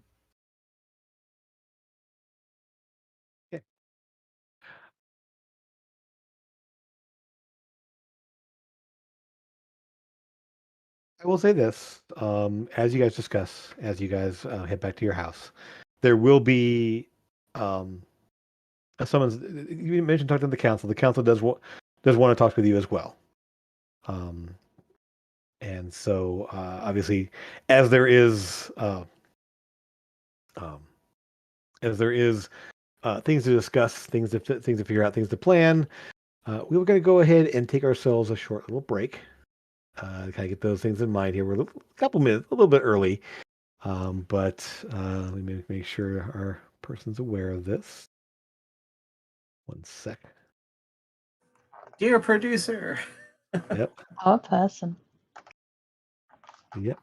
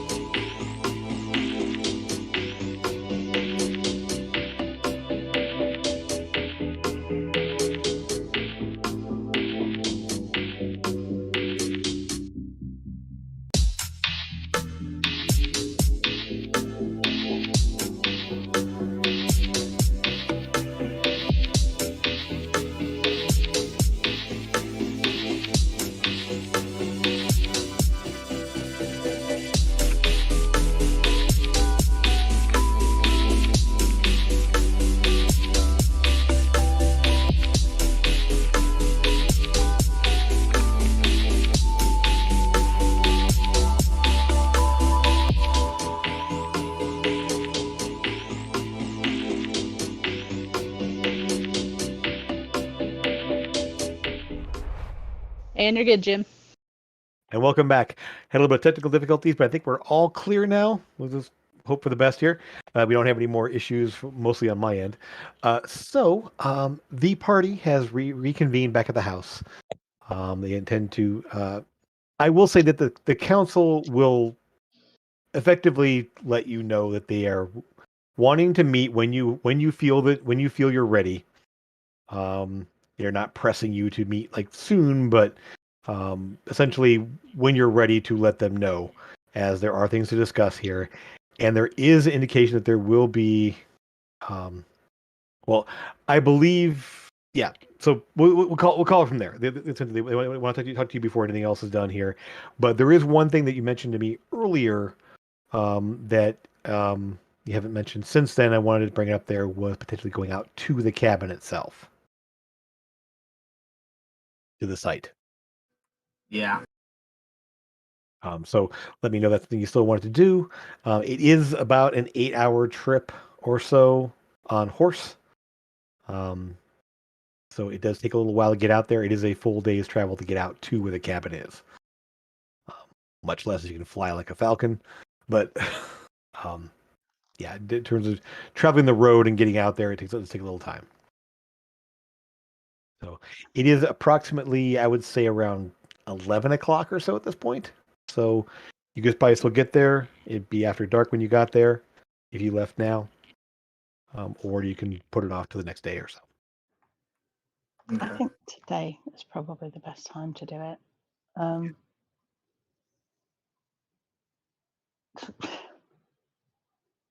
I'll check with Ellie and see whether she wants to come or stay She's behind. going. Yeah, she will go. Yeah, Yeah, I thought she's she not. might. Yeah, she's not going to have you guys go up there. In fact, essentially, she would make sure you got there easiest by kind of like leading the way, essentially. Mm-hmm. Well, I might try to talk her out of it, but I know that would not be successful. Yeah, you would. So essentially, while she understands why you would not want her to go, she's not going to let you go there without her. That's fair. And she wants to make sure Addie's brought back. Mm-hmm. Back to town, I mean. Yeah. Okay. So you're able to. I assume you're all going to go then. Yeah, we'll definitely all Yeah. go. Yeah. Yep. Cool. Did we want to handle the council first? It's a real quick conversation of we're all in danger. Hire people, more adventurers. If it's going to be a quick conversation, hold on then. Yes, but if you're going to go for 10 hours, then well, that's we'll what wait Eldon. till tomorrow. That's an inevitable thing for Eldon. Yeah. Well, So I would say I'm going to tell Eldon that he needs to just keep it short and sweet. Effectively, there's a number of things to discuss. So a meeting with the council probably would not be short. You're talking about a lot of different situations are going to come up there. So it would not be a quick thing like, hey, hi, we're doing this. You may want to send them a note, hey, we're going to do this. Yeah. So they're aware of what's happening at least. Then you can essentially go out and plan to meet them. Yeah, the next morning maybe be best. Let's do that first thing in the morning then. Okay. Yeah. So they will essentially a messenger will come back almost immediately saying that yes, we'll plan for a meeting tomorrow morning at your convenience. They will be ready to convene when you're ready. Yeah. So with that, you're able to mount up. You can push the horses. So, yes, I don't have a horse. Yes, you do. The party has a spare one. Okay. Yeah, because remember, one was given to Sora, a full size horse, but Sora can summon her own mount. So there was an extra saddle that you can use. Okay. Yep. So effectively, it's just a normal size horse. So the saddles of summoning are brought out. You're able to summon up your horses. Eldon has his little goat, and the rest of you have your horses of varying styles and colors. Sora, you have your mount you summon. And you guys can push your way north. Basically, moving along the north road out of town. Oh, this isn't going to work. You're able to travel north, pushing the horses a little faster than normal since you know kind of the route to get there. And with Elia kind of guiding the way in bird form, kind of flitting back and forth and keeping an aerial view, and able to she's kind of darts in front of you to keep you guys going. When you get to the point where you need to turn off the road, we'll say based on pushing the horses and kind of knowing the kind of urgency there, you're able to get to the turnoff point in about 4.5 hours. We'd only take about 6 or so to get there. Then with Elia guiding you, you're able to get there about an hour or so before sundown. It is effectively an 8-hour horse ride. Normally, you guys push it to 6. The horses don't need to be. You don't need to worry about the horses being tired because they're summoned. They're not. So there's not really an issue of them being run too hard. This deep in the woods, is it starting to get like sundown at 6 o'clock? Roughly. I mean, this time we're pushing into spring now, so it's probably a little bit. But you're probably about maybe an hour or so from sundown, as you start to approach the cabin. Oh no! Lost Bernie this time. Well, Yeah, should be back. Close. Yeah, it's been buggy today. So 3, 2, 1, come back. Yes. So sorry, I don't know what's going on. It happened to me. It's when we started to Discord's being fun. So, you approach the cabin. It is quiet. There's animal sounds around. You don't see any signs of damage. You don't see any signs. As you come in view of the cabin itself, the cabin's intact. It hasn't been burnt. They don't see any damage. You don't see anything out of place. It looks peaceful and quiet, but there's no smoke from the chimney. There's no lights in the fading light. The sun is starting to kind of get down below the tops of the tree line, so the shadows are lengthening across. And I'm gonna put on a little bit of sec here. Where are we at? It's fine. We'll just leave it at that. Yeah.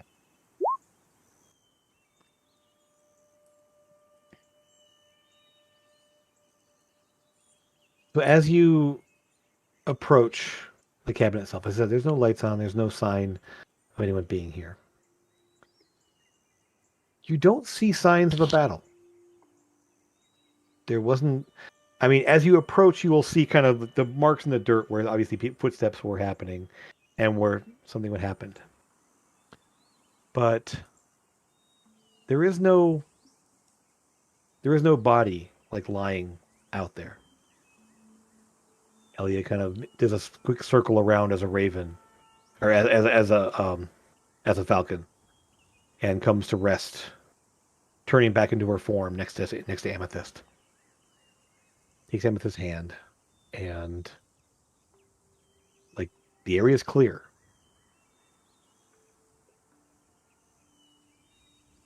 She kind of Elia starts to lead the way up to the house itself. And give me survival or investigation checks as you approach. Just oh my gosh. Hey, yo, guy. Goodness. All of us? Yeah, as you're approaching there, just to see what you can see. Survival or perception? Or investigation. It's fine. Oh, Any one of those. Okay. I'm waiting for mine to load. I'm sorry. No worries. Lucas and Eldon, you definitely get the most detail here, but see Amethyst. I mean, you're essentially just sort of focused on the house itself. You will notice the door is ajar, like it's not quite on its hinges. And it's been propped back into place, but it's not closed properly. Sora, you will see some scuff marks in the ground as you approach there. Definitely the signs of a struggle, of some kind there. Lots of footprints, different sizes. Enough that you can see that there was movement here recently, obviously. Amethyst, again, you're focused on the house itself for the most part there with Elia next to you. Torben, you'll spot at least a number of what Amethyst maybe didn't fully describe, but the idea that there was a group of people kind of in a circle around a central figure. And effectively, the house being dark, but the door being off its hinges there. Lucas and Eldon, you will spot a little bit more. You will spot the signs of blood. There's also blood on the actual front porch as well. I want to prestidigitation and clean up her blood. Sure. You just just a quick motion there, and so the dirt stills there. The blood fades there. On the front porch, you do the same. Although you realize this probably was the blood of the goblin that got squished on the front step there as she came out in bear form initially. Inside, it's dark. And you will find, it's a cozy little cabin, essentially. Large open space there, high ceilings, and just things hung from the rafters, bundles of herbs and dried flowers and such everywhere, furniture, a couple of overstuffed chairs, bookshelves, very just cozy atmosphere there. The entire back wall is dominated by a counter space that's like half kitchen, half herbalism and alchemy type stuff there, with mixtures and stuff happening. And off to the left is an open space, not really a doorway, but just a little arched opening there where there's you obviously see a large bed kind of set there. Elia will kind of motion to a bit of a loft up to the right. Kind of overlooks a little bit there. That's where I would usually sleep, right up there. There's another little bed up there and a little doorway up to the side. I can come and go from that spot. And looking around, you will see Addie's body has been laid in the bed. It obviously signs of wounds. Her body hasn't been removed, but she'd been laid in the bed. Just almost like she was sleeping. Do we know who by?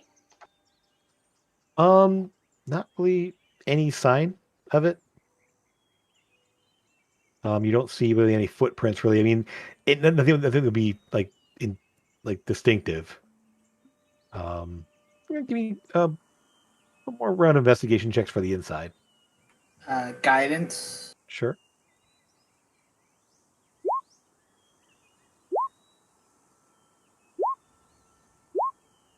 Okay. 23. Oh, Torben knocking out of the park with 27. Nice. Okay. I would say, just glancing around, the place looks fairly undisturbed. There's not there's things have been tossed and thrown around or anything else like that. The books are still on the shelf, stuff's still on the counter. Doesn't look like anyone's looted anything really here. It's just somewhat intact. Eldon, you will, however, spot, at least on the bookshelf, a couple of spaces where books might be missing. There's obviously a couple of gaps. Some books have been taken. Not sure exactly. Obviously, there's no real organization to the bookshelves there. It's mostly guides on herbs, guides on local geography, and a number of just basic texts of history and nothing that's really out of place. Nothing that's really outstanding to you, at least. It's all fairly basic stuff.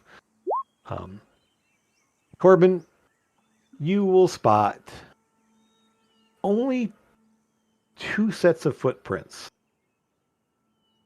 scuffed in the. I mean, the floor is clean, but there's obviously some dust on the shoes or whatever else that. Of course. And there's two sets of footprints, both human sized. I'm gonna put both hands out as I was hugging both Elia and Amethyst, as I was noticing that, and I was like, "No one move." Yeah. And then I'll get my eyes will get that onyx black over them, Sure. and then I'll start like investigating where the footprints came to, where they went, Okay. like if they're to any drawers or anything like that, or it just was pretty much from outside to the Okay. bed. Oh, so keeping that same role you had before and having the ability you do. Actually, is that with advantage? Mm, I, Go I, ahead and I roll. don't I don't know. Because the eyes give you advantage, don't they? Oh, they do. Yeah. Yeah. Go ahead and give me another check there, just as if you would advantage, just see if you can top that. I mean, it's be hard to, but you never know. A natural 20 is what it takes. Yeah, exactly. So who knows? Okay, so I would say this: you will definitely see the footprints. Pretty much, one set walks over toward the bookshelf. Obviously, there's two sets there, and then sort of pauses in the middle of the room. And I'll just say with a 27, you've rolled out of the park there. Yep. You kind of get an idea that someone kind of stopped and looked around. And that set is slightly smaller.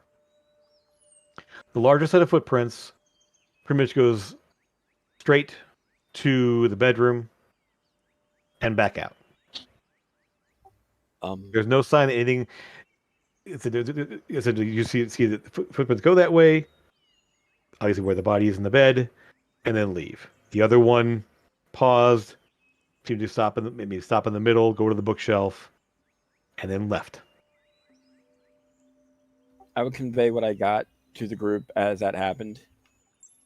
No real reason to disturb the room more than it already has been. Miss Elia, could you think of anyone that would lay her here? Are there any?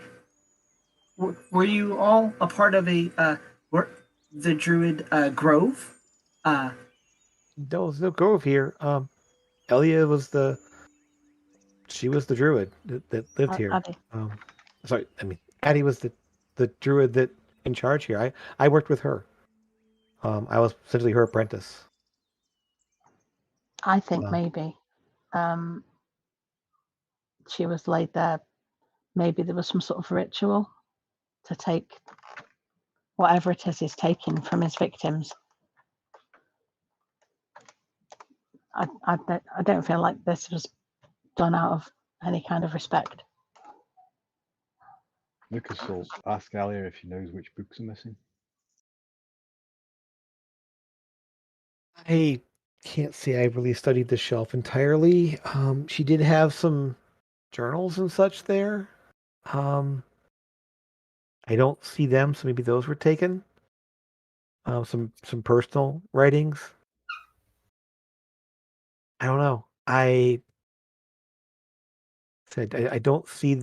I mean, I said she would hand me things when I wanted to read something. In terms of like herbs or animals or local legends and such. Or local history, geography, that bit mundane stuff. I don't know if she has anything else around here. And she just kind of looks around. Her staff is gone. She had a staff that could do a number of things. And must have taken that.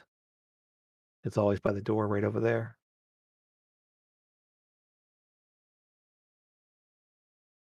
And the staff of the woodlands. This gives a bunch of abilities that can be done in the woods that Are very cool. Miss Elia, should we bury her outside? we should take her. We should take her back.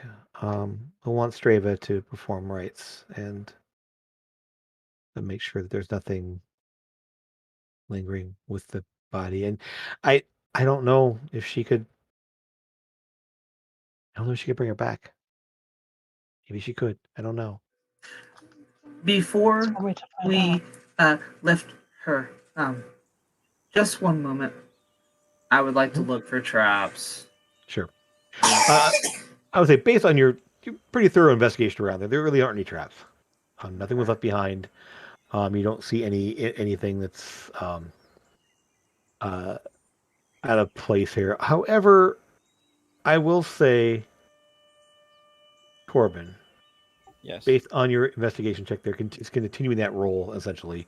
And Eldon, you're looking for traps inside there. You don't see. I said you're fairly certain that there's no traps left behind. No snares, nothing that's out of place. Essentially, everything here looks like it was supposed to be. When we move her, I don't want this building to blow up. Yeah, no, there's really nothing left with the bed or the body or anything left with that. Corbin, you will find out on the porch. There's a little, it's basically like a railing, almost like a little covered porch that extends out there in the front. You will find a single. Actually, no, you will find two metal cylinders, about yay big, about 2 inches long. Okay. I will pick them both up. Give me, I guess a history check might be best thing on this one here. Couldn't have said investigation, eh? All right. No, this is recognized what this item would be. Exactly. It's making it roll with advantage. I don't know why. I didn't do that. And the first one's a 23, so that's pretty good. Didn't. So I would say with a 20, yeah, it rolled with disadvantage, but yeah, the first roll was a 23, so that's cool. You'll recognize these, maybe not this exact size or kind, but you do know that modern goblin weaponry will have cylinders like this for their guns. The bullet casing, basically. Got you. And I would know. Okay. Older weaponry is more like musket type loaded. We basically pack it and powder and everything like that, and boom. But now they actually have bullets. Essentially, the powder is packed into the cylinder, and boom. And there is a bit of a strange smell there. You would a little bit of sulfurous smell from the cylinder itself. Yep, I would know right away. Like, I found some casings. I do suggest if we're done here, Sora, Lucas, Eldon, perhaps we should step outside for a few minutes.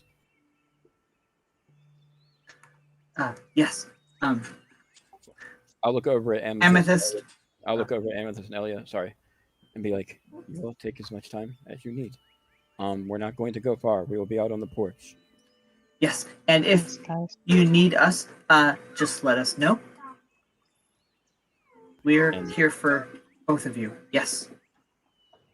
Thanks, Ludo. That was actually Hoggle. I just want to point that out. But Sorry. it's okay. Of course. You're gonna make that. Okay, it's fine. No, I'm just kidding. Okay, no. All right. My favorite movie. You better get it right. What I'll say is, Sora prepared this spell on the way out here. Sure. And I would like to, if you guys would let me do it.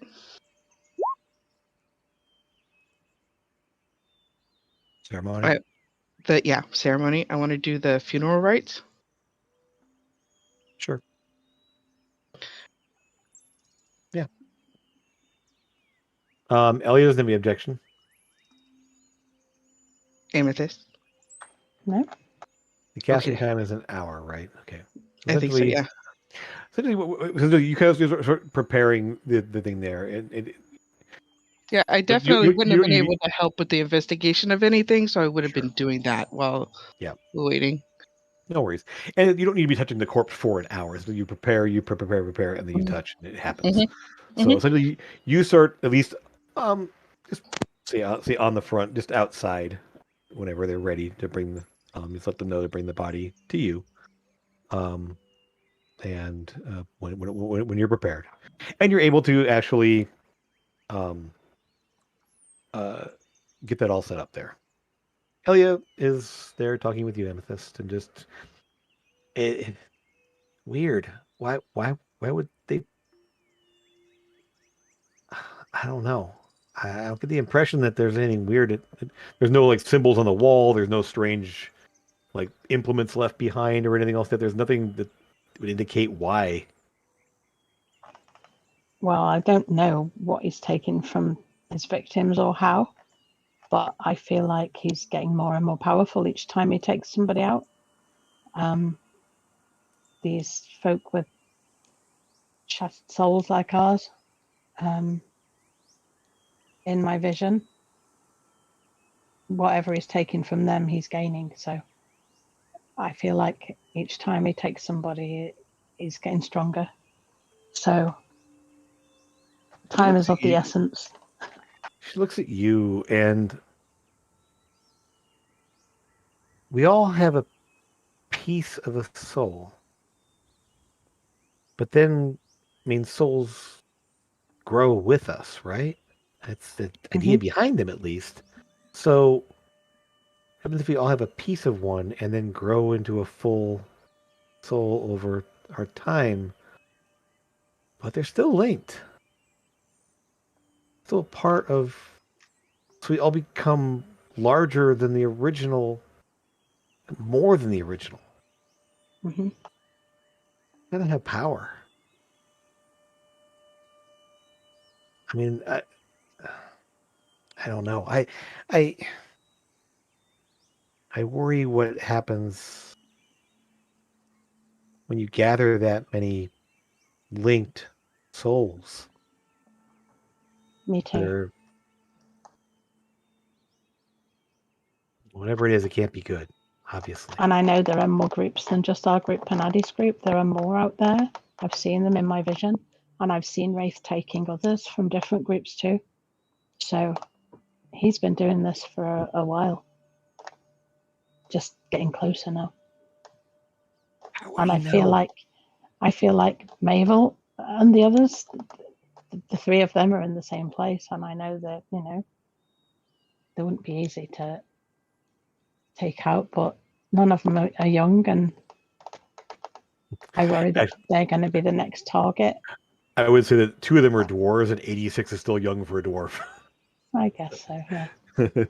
Yeah, Eldon's they were 90. kids. Yeah, they were kids when they started there. So, and even Perrin's a half elf, so 86 is still pretty young for a half elf too. So Yeah. Okay. But yeah, for them anyway. Yeah, so she just looking around like, I mean, maybe some part of him, or maybe somebody with him, didn't want to leave the body out there. I don't know. Maybe it was left for us as a message. I mean, he knew we were here, right? Yeah, he did.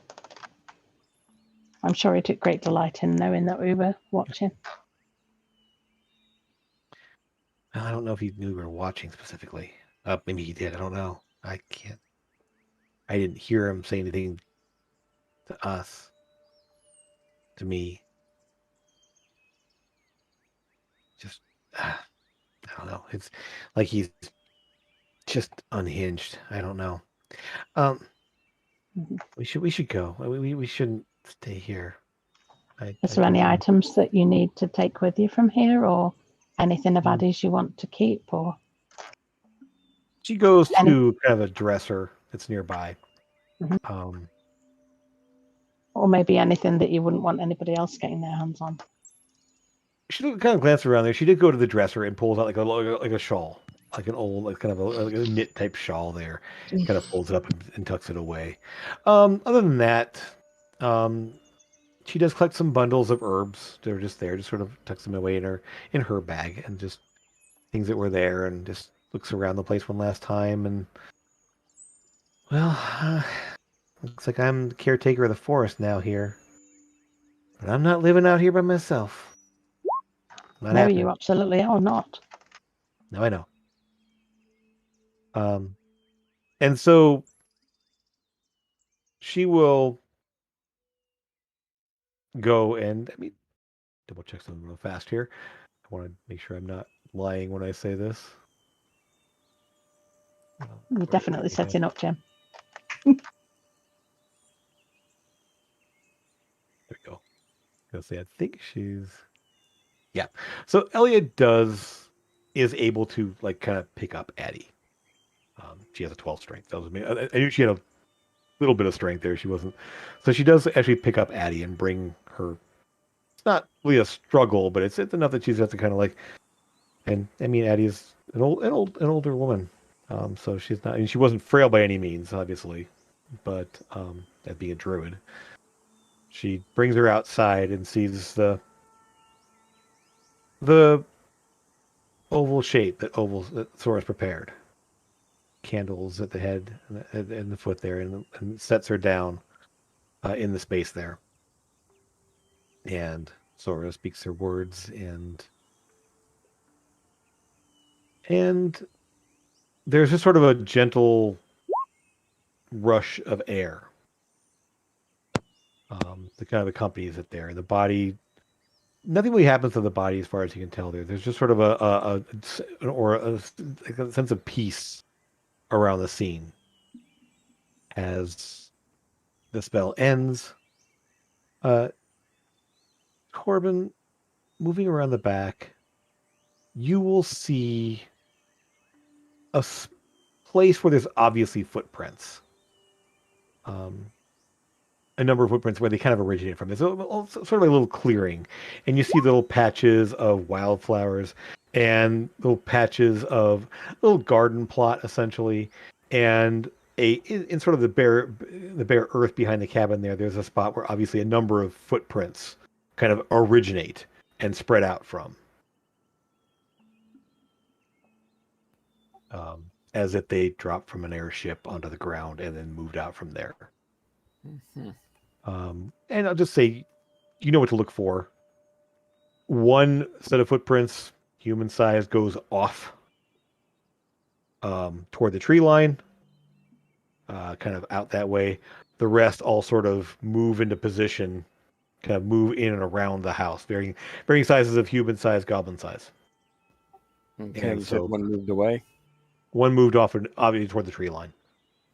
Okay, I'm gonna go back around and tell Lucas and everybody, of course, but Lucas will be the first one I tell because I'm assuming they're still in there, being Amethyst and Elia, and tell them that it might be worth tracking that down when we're done here.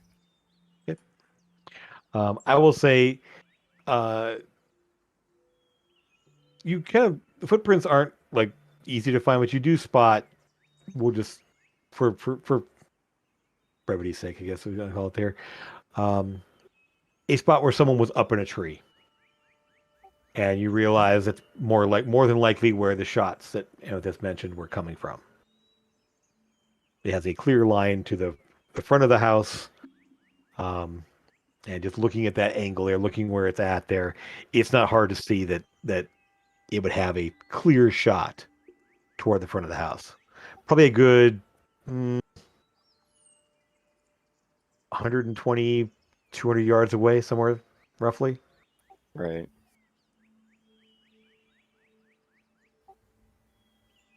So obviously the spot where Trexer would have been posted Yep. up. Mm-hmm. So anything else you want to look for here while you're here?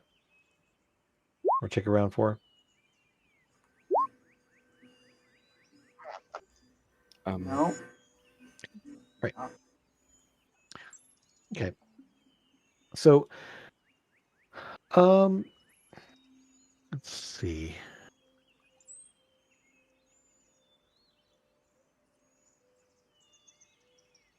Let me just roll some real fast here. Sora, while you're performing the right there, give me I'm going to say a perception check with advantage, just because this is something that you would see you might be able to see upon examining the body. All right, my screen was moving too much. I'm coming. Sure. Perception.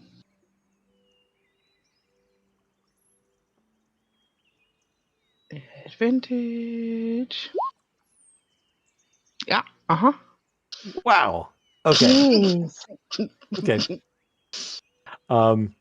Things seem to work just fine. Wisdom win for the win menus were wisdom Well, win. I mean, Flynn. but still, rolling a 4 and a 5 didn't help much there. So, No, I saw what I okay. saw. Yes. So you saw what you saw. We'll call it that. All right. In that case, there's nothing else. There doesn't seem to be anything left behind. You don't see any one of the trees there. You're here obviously at least well over an hour because of the ceremony happening here. At this point, it is dark as you finish up here, and so the only light is the remnants of the candles that Sora had placed out there, and then whatever light sources you activate amongst you. You can essentially head back and try to get there. Try to travel back in the dark. Elia's certain she can get you back, or you could stay here. What do people want to do? I don't know what I want to do. I want to. I think we need to go back.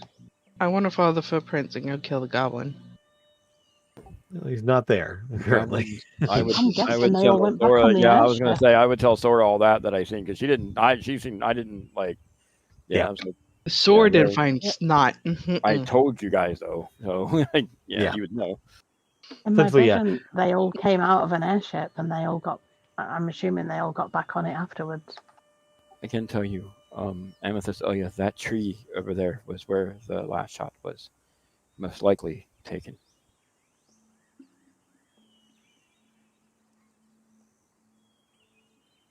Okay. So, I staying here, going back. Going back. I think we should go back, definitely. Right.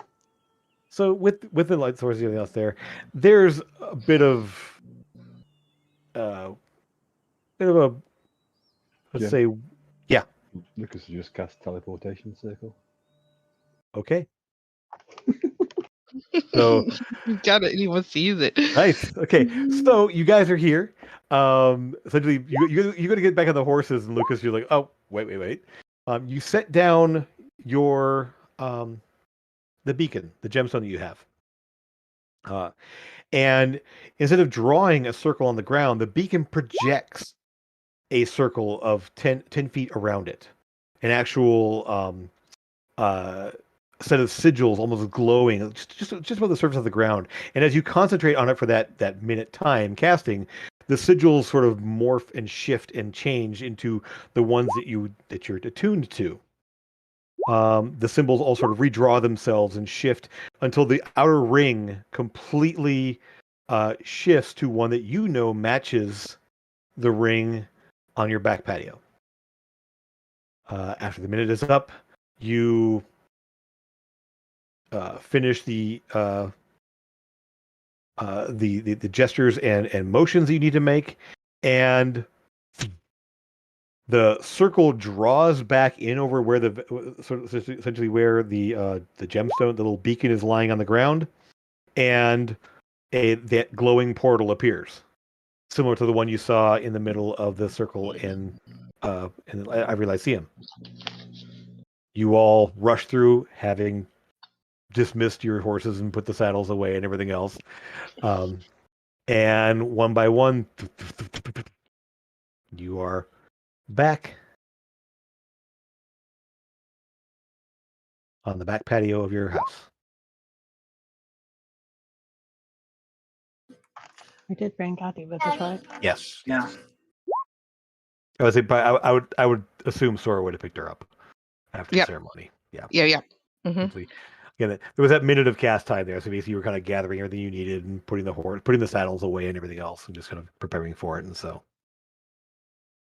you are back with Eddie and everyone, and you're back home. Anything before turning in for the night? Yes. Because no one opened the door for Eldon, I would like to make a small clockwork device and attach it to everyone's doors with the exception of Amethyst, because Sure. obviously she's having issues. So I'm going to spend a good, couple hours on this That's a nice way to clock. put it, Eldon. She's having issues. On this I love that. clockwork. The one person who locks him in the basement. The one who doesn't does get it, you anything. punish everyone else. Okay. That's how it works. Yep. This Yep. device, I want to start off spraying everyone with bright pink and then yellow paint, followed by an immediate release of glue, followed by an immediate release of bright glitter on everyone's door Okay. while everyone is sleeping. Okay. So The entire house, Right. everyone's door. So that way, Okay. when they wake up in the morning, Sure. then the prank shall be. Go ahead Put and give forward. me a tinkering check. Just tinkering tools check. I won't make you make just one for all of them. I'll make it one for everyone. That's a little bit ridiculous. Okay. But see how well you do. Yes. So intelligence plus proficiency. So this roll plus 10. Sure. 19? Oh, Okay. yeah, 19. Yep. Right. So yeah, we'll come back to that in a moment here. Amethyst and Torben. Yeah. So Not me. I'm safe. well, oh no. I'm okay. Yeah, so just reading through the comments there. So I want to make sure that would need to be had out loud or not. That's fine. What are we rolling for now on this? We'll see in the moment here. I just wanted to see that wanted to be done out loud or not in the chat. Yeah, just I'll tell Torben he doesn't need to go off on his own. He's not upset me. I mean, Oh, he already You would have know. went, but Well- like he was. I mean, like as soon as we Well, I got, would there, have he's not stopped. that I would like have stopped distraught as about he it. He went. just knows it's not one of those things like where he's like on the verge of tears or anything, knowing he's upset. But it's just like when he told her, he could see that she was, and then he would just like, "Oh, sorry, she didn't want to know that," kind of thing. And just kind of because he's always on his own anyway, so it's not like. But I mean, if you would have stopped him in time, you wouldn't have went. But I would immediately would have said, "Don't go." And if you went, I would have just telepathically said to you, "Just come back. Stop being silly." Yeah. You're one of us now. Are we going to take Addy to the temple as soon as we get back? Yeah. Okay. Yeah. So you take care of that. And while Strava is not there currently, effectively there is an acolyte that is there sort of in the evenings and just kind of like stands vigil and such. And so they're just a low level, like first level cleric kind of thing like that. They will at least inform via message that to Strava that you're there. They will have you bring the body in, and there is effectively she does tells you actually go into the tower up to the second floor. Essentially, there is a place to place the body, and it's just essentially a simple like kind of basically a cot essentially. So you set the body down there. And the acolyte tells you that Strafa will, the priestess will examine the body and see what can be done, and then most likely in the morning then see if she'll prepare what needs to be done, see what she can do. Okay, I'll come back in the morning. Okay, all right. So you guys go back. Anything else for the evening before Eldon's little thing happens? Whichever way. I did want to talk to Eldon at some point. I might do it telepathically, but I picked up on him saying something about loss. So I was going to ask him about that. Yeah. I sense something there that maybe it's something that he wants to talk about. Okay. Yeah. Okay, I was gonna say, so Eldon, because I said the same thing in chat, so I was like, wait, no, Eldon too, got it.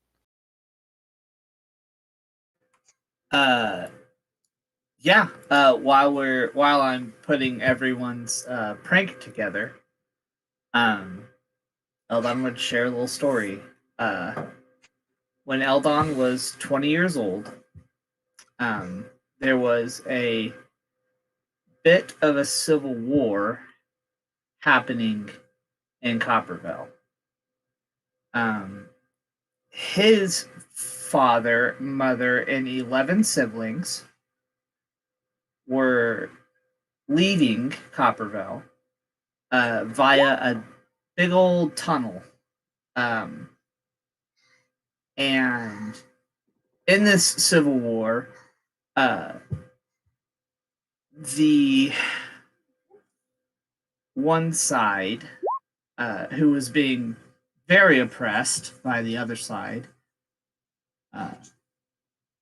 attempted to open a path via and cause an explosion while a large group of gnomes were leaving via a tunnel. Eldon found the explosive on the other side and was attempting to, with his father, disarm it when it exploded. Eldon's mother was a terrific abjuration wizard and kept Eldon just alive enough. But Eldon lost his entire family. All 11 kids, grandparents, mom and dad, most of the cousins, everyone. And Eldon would go in to tell you that he still carries the scars and that it took him 50 years to really be okay.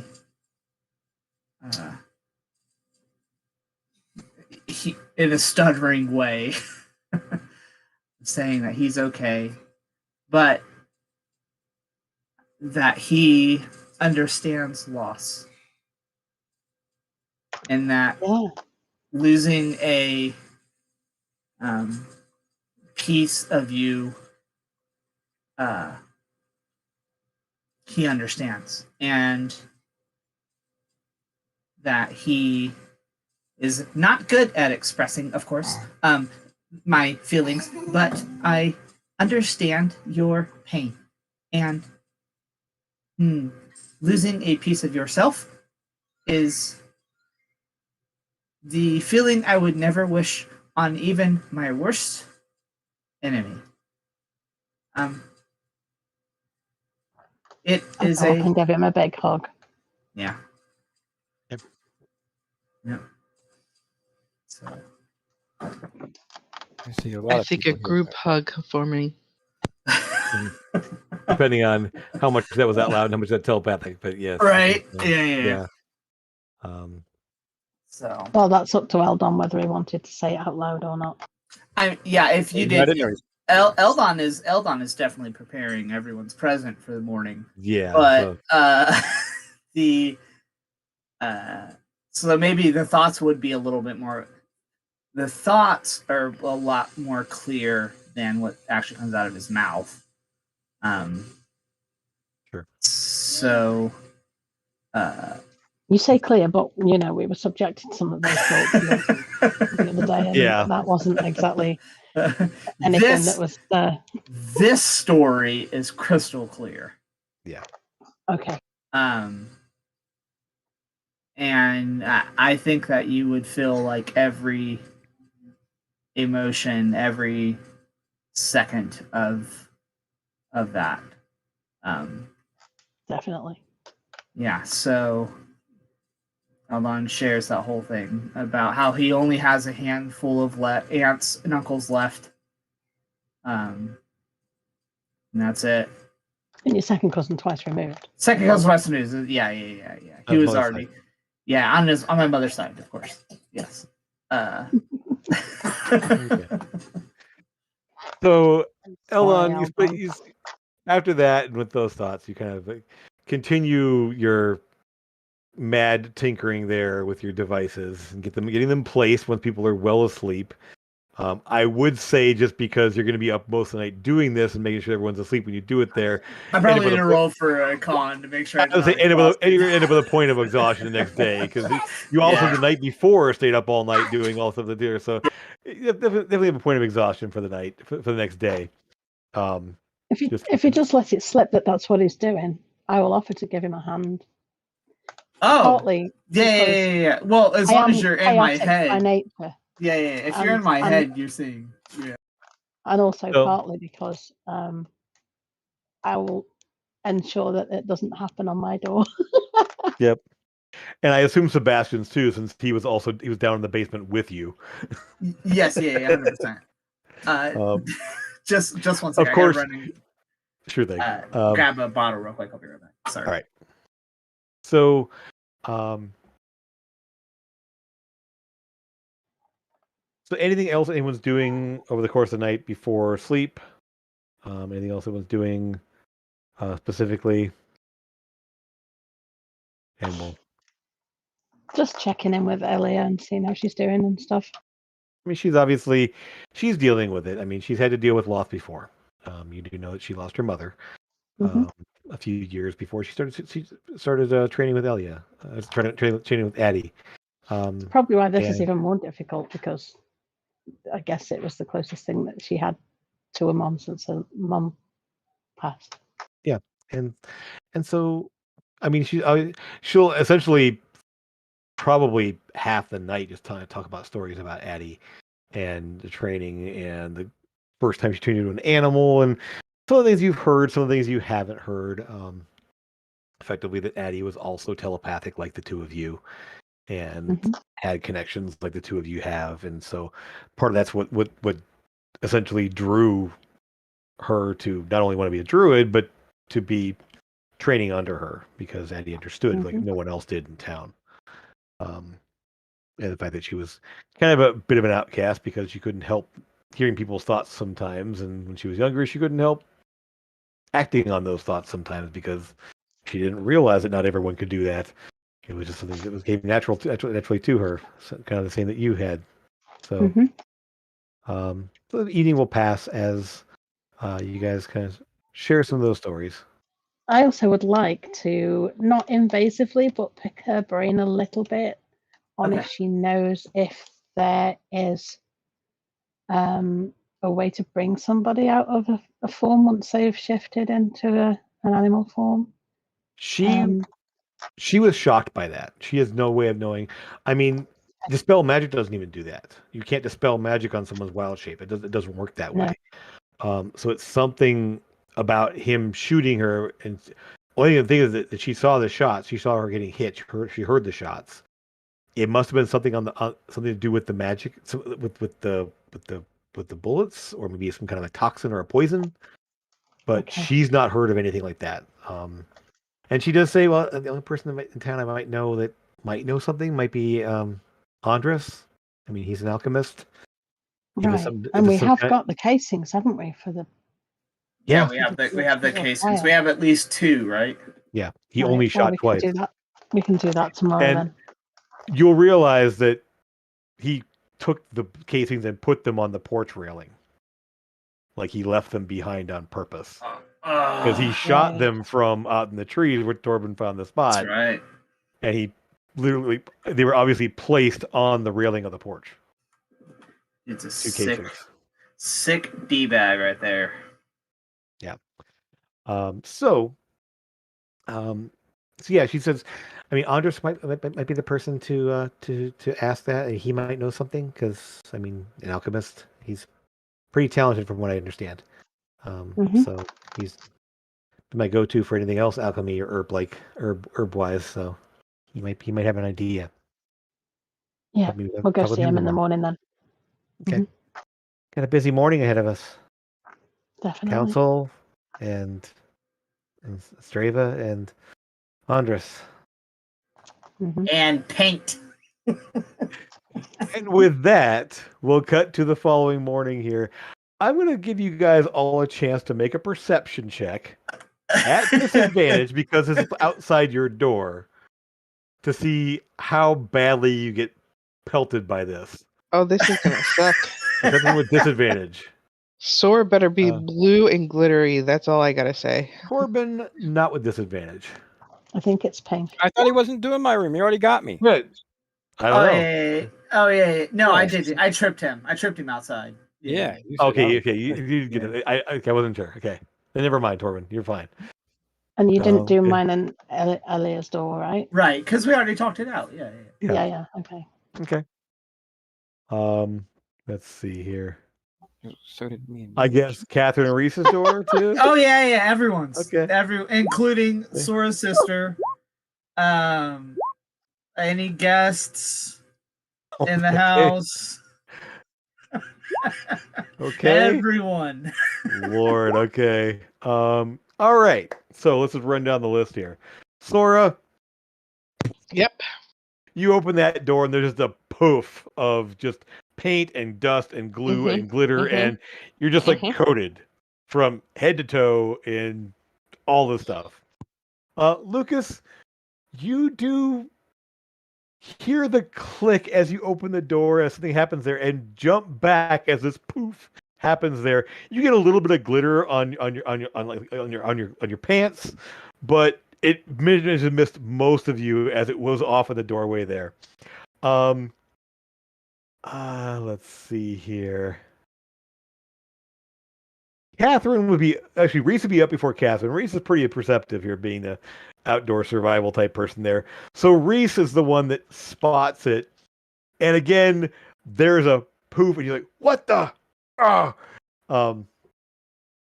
and again, some glitter gets on his shoes and a little bit of paint maybe on his arm, but again, not enough to coat him there entirely. Iris and Doldris, however, unfortunately, Doldris is just Poor Doldris.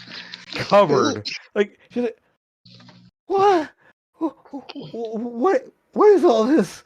And Iris just like, and she just kind of pauses for a moment there, reaches over to something on the desk over there, and just kind of pulls out this little, like, it's very similar to your item there. You have Eldon just starts cleansing rod and just starts like cleansing the doorway off, cleansing the stairway off there, like looking around. You made more work for somebody. Wow. Yep. Her job is to make the house clean and I'm keep it literally nice dying. and orderly. And you So she was just the only one on the ground floor, and so she's just sort of doing all that. When everyone else on the second floor, however, is just poof. Sure. Brevilor, he's the other 18 right here. He spotted it and again kind of jumped back out of the way. But Sora and Doldris right here are just both coated. And she kind of steps out into the hallway and sees you standing at your doorway, just going, "What? What was that?" we deserve that.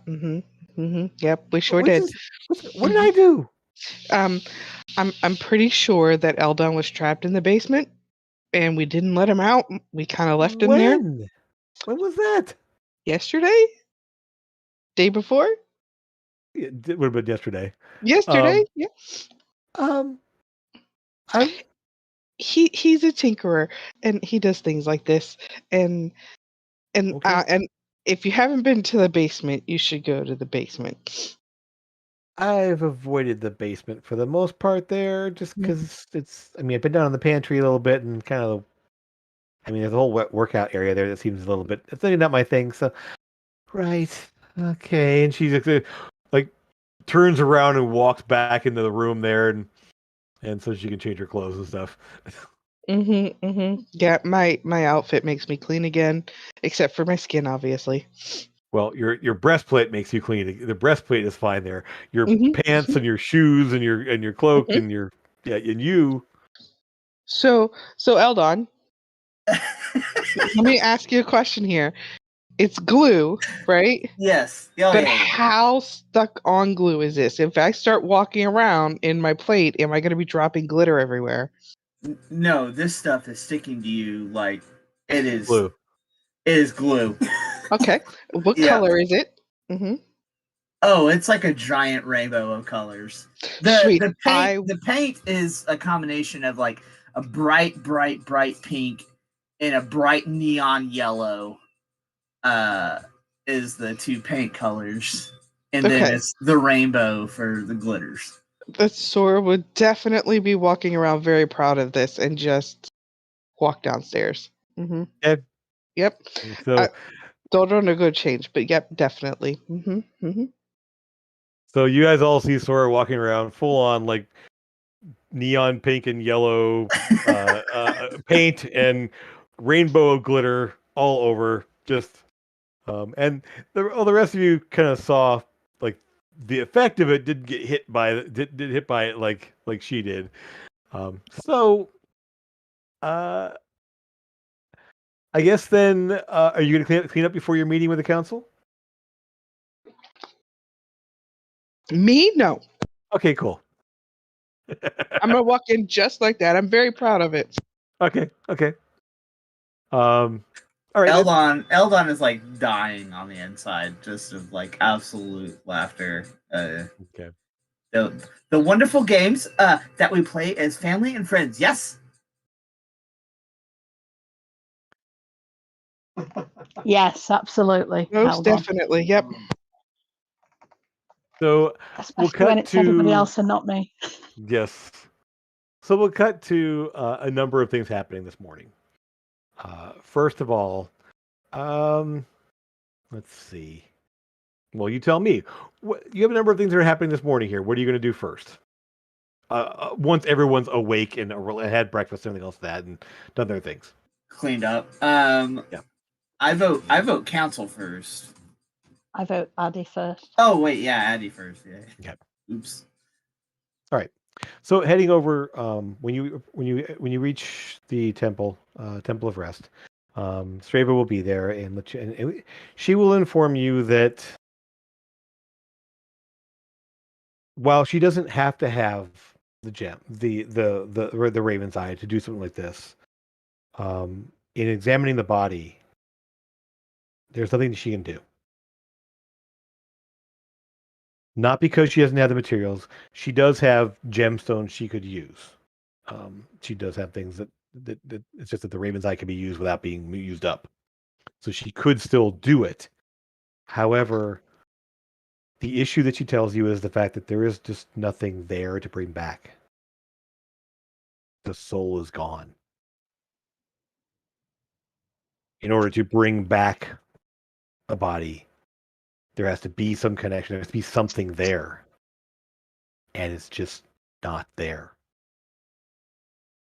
And she says she's never seen anything like this before.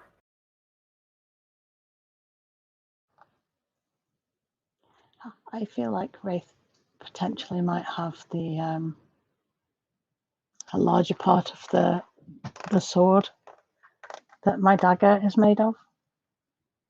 Potentially, because that's what that did, isn't it? So that thing, that's what shattered the souls in the first place. It broke them into pieces. Yeah.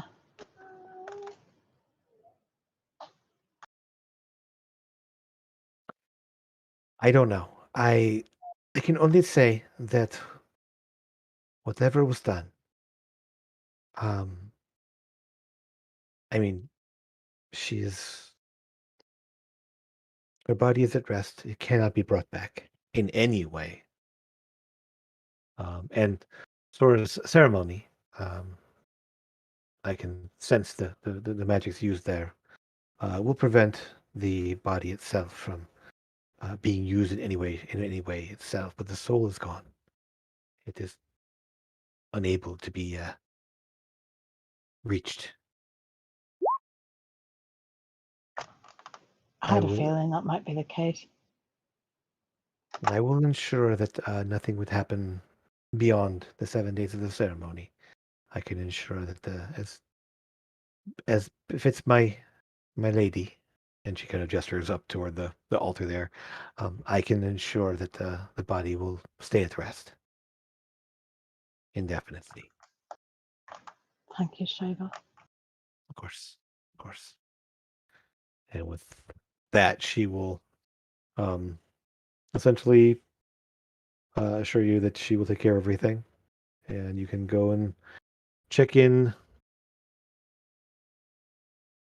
with other folks. Checking in with the council, and move over to there. You will again uh, messaging ahead there that you're coming. You will see 2, 3, 4. Oops. Let me make these all visible. Okay. And effectively, normally Saber would be there as well, but she's sort of declined to be there. She's already aware what's going on for the most part there. So Strava's not going to uh, join you for this part of the meeting at least.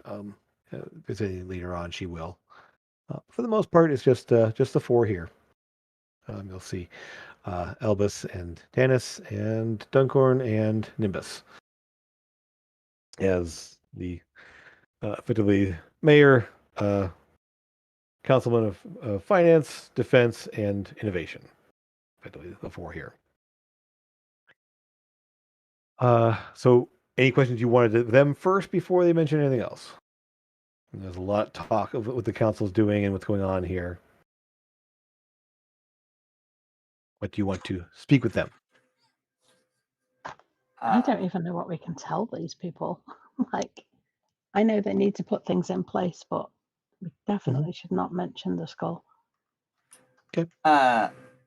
So Eldon will start his meandering Sure. discussion of the last month and a half stuff Sure. with the vampire, with the necromancer, with the leader of all this crap running around the country, killing people left and right, raising dead people, trying to mutate other people into snakes.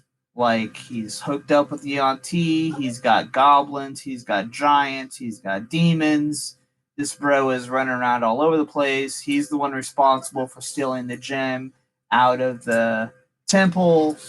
Like, he's the one, he has an airship that he's flying around, killing people, sucking people's souls out. He's the one that killed Addie.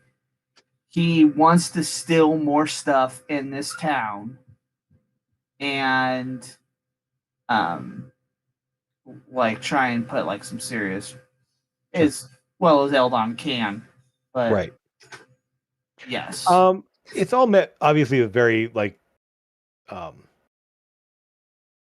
they're very stoic, very listen, take it all in there. You do have a couple clarifying questions here and there that kind of the rest of the group can jump in and add to it there. But for the most part, you see they're all concerned. Nimbus is obviously a quick rundown of the things that he's been planning on, things he talked to you about you with yesterday in terms of increasing the defenses, making sure that the town is more secure. Duncorn will say he's absolutely in the process of hiring more guard. They are now a full city status. They're able to effectively taking members from the military itself to have a military presence here beyond just a city guard presence. And so he is essentially expanding the guard out to more people. Elbus is essentially talking about the plans for expansion, the plans for bringing in more income, although that understands the risk that brings with influx of people coming and going at this time here, but the fact that it's necessary for the city to flourish and grow. At the same time, the whole time, the one person that's not really talking during all this is Dennis. And he finally does speak up there, and that's Dennis Fairwood, Elia's father, who's the guy in charge of the money. um,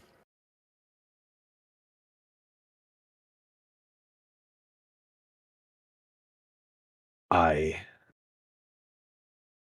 am going to take on a long-term contract with the Crimson Hunt. I want them to bring some of their people here. And I will be commissioning the use of the Sable Drake for you to go and hunt this bastard down. Sounds If good. he can take to the air, so can you. And he was a good friend of mine, and I will not see this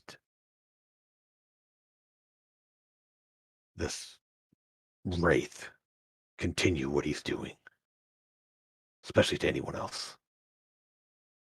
So, they should be. I will put forth the papers. I will get the arrangements made. And as soon as the Sable Drake is here, they will be at your, I won't say disposal as it's still their ship, but you can request them to take you various places. Thank you. Absolutely. With that, we're also going to put a call out to other, I won't say mercenaries because I don't want to bring in anyone that could potentially be a security risk. But we are going to look for more people that can be of a higher caliber. He looks over at Duncorn, no offense, but a higher caliber than just guardsmen. People that have more abilities, that have more weight to throw around if needed. Just be careful who you're bringing in, because we We don't will. know who. We will vet them very carefully and essentially double check. Yes. I think as well, possibly having someone who can detect evil on the gates, making sure no one of that, no, making sure nobody we don't want here is coming in. Well, understand, and the numbers will pop up there. Evil is really more of a subjective thing. If they are of a fiendish and or other planar origin, we can detect that. But short of scanning everyone's minds, it's hard to determine intent. And that is a little bit more invasive than I believe we can really, really warrant at this time. If we were under imminent attack specifically, we could try to do more. But at this point, that would be A, very difficult, B, very invasive, and I don't know that that's something we could really do long term.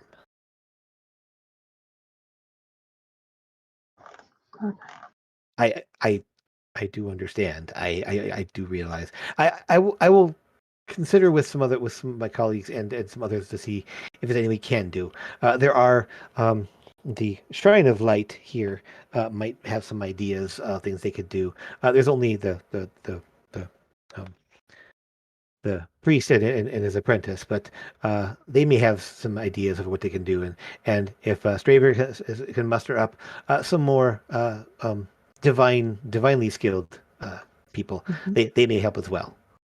So, and the mayor just, all of this is obviously very disturbing, and we wish to make sure that obviously the city is safe in every way. And so we are commissioning a number of things to put in place. And as we move forward, if you have ideas, please bring them to us. And these are all valuable input, and we must make sure that everyone here and within the surrounding areas are safe as well.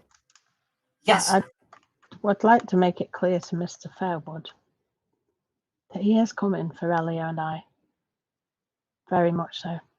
We do need to take him out as soon as we can. Agreed. It's just going to get worse from here. So if there's anything else that I can do, just let me know. There's a lot that we have to prepare within the city walls themselves and the outlying areas as well. We have the hunters' camps, we have the farms. We are working toward ways to defend them and have evacuation plans for them and everything we can do to make sure that they're all safe as well. I know that she's probably going to disagree with this, but maybe some extra protection for Elia when we're not around, if she's staying behind. I will ensure that. She is Addie's successor, and so she will be going nowhere alone. Yeah. Especially if she leaves the city wall, she will go nowhere alone. Okay. Thank you. Yes. The hunt is very proficient in the woods. Maybe sending a team of with her at all times would be good. Yes. Of course. Also, to make you aware, I am going to be placing a rather large artillery item on the roof of our home. It is going to be capable of stopping anything like a flying ship from getting near the village. I just did want to make the council aware. It is going to be rather powerful.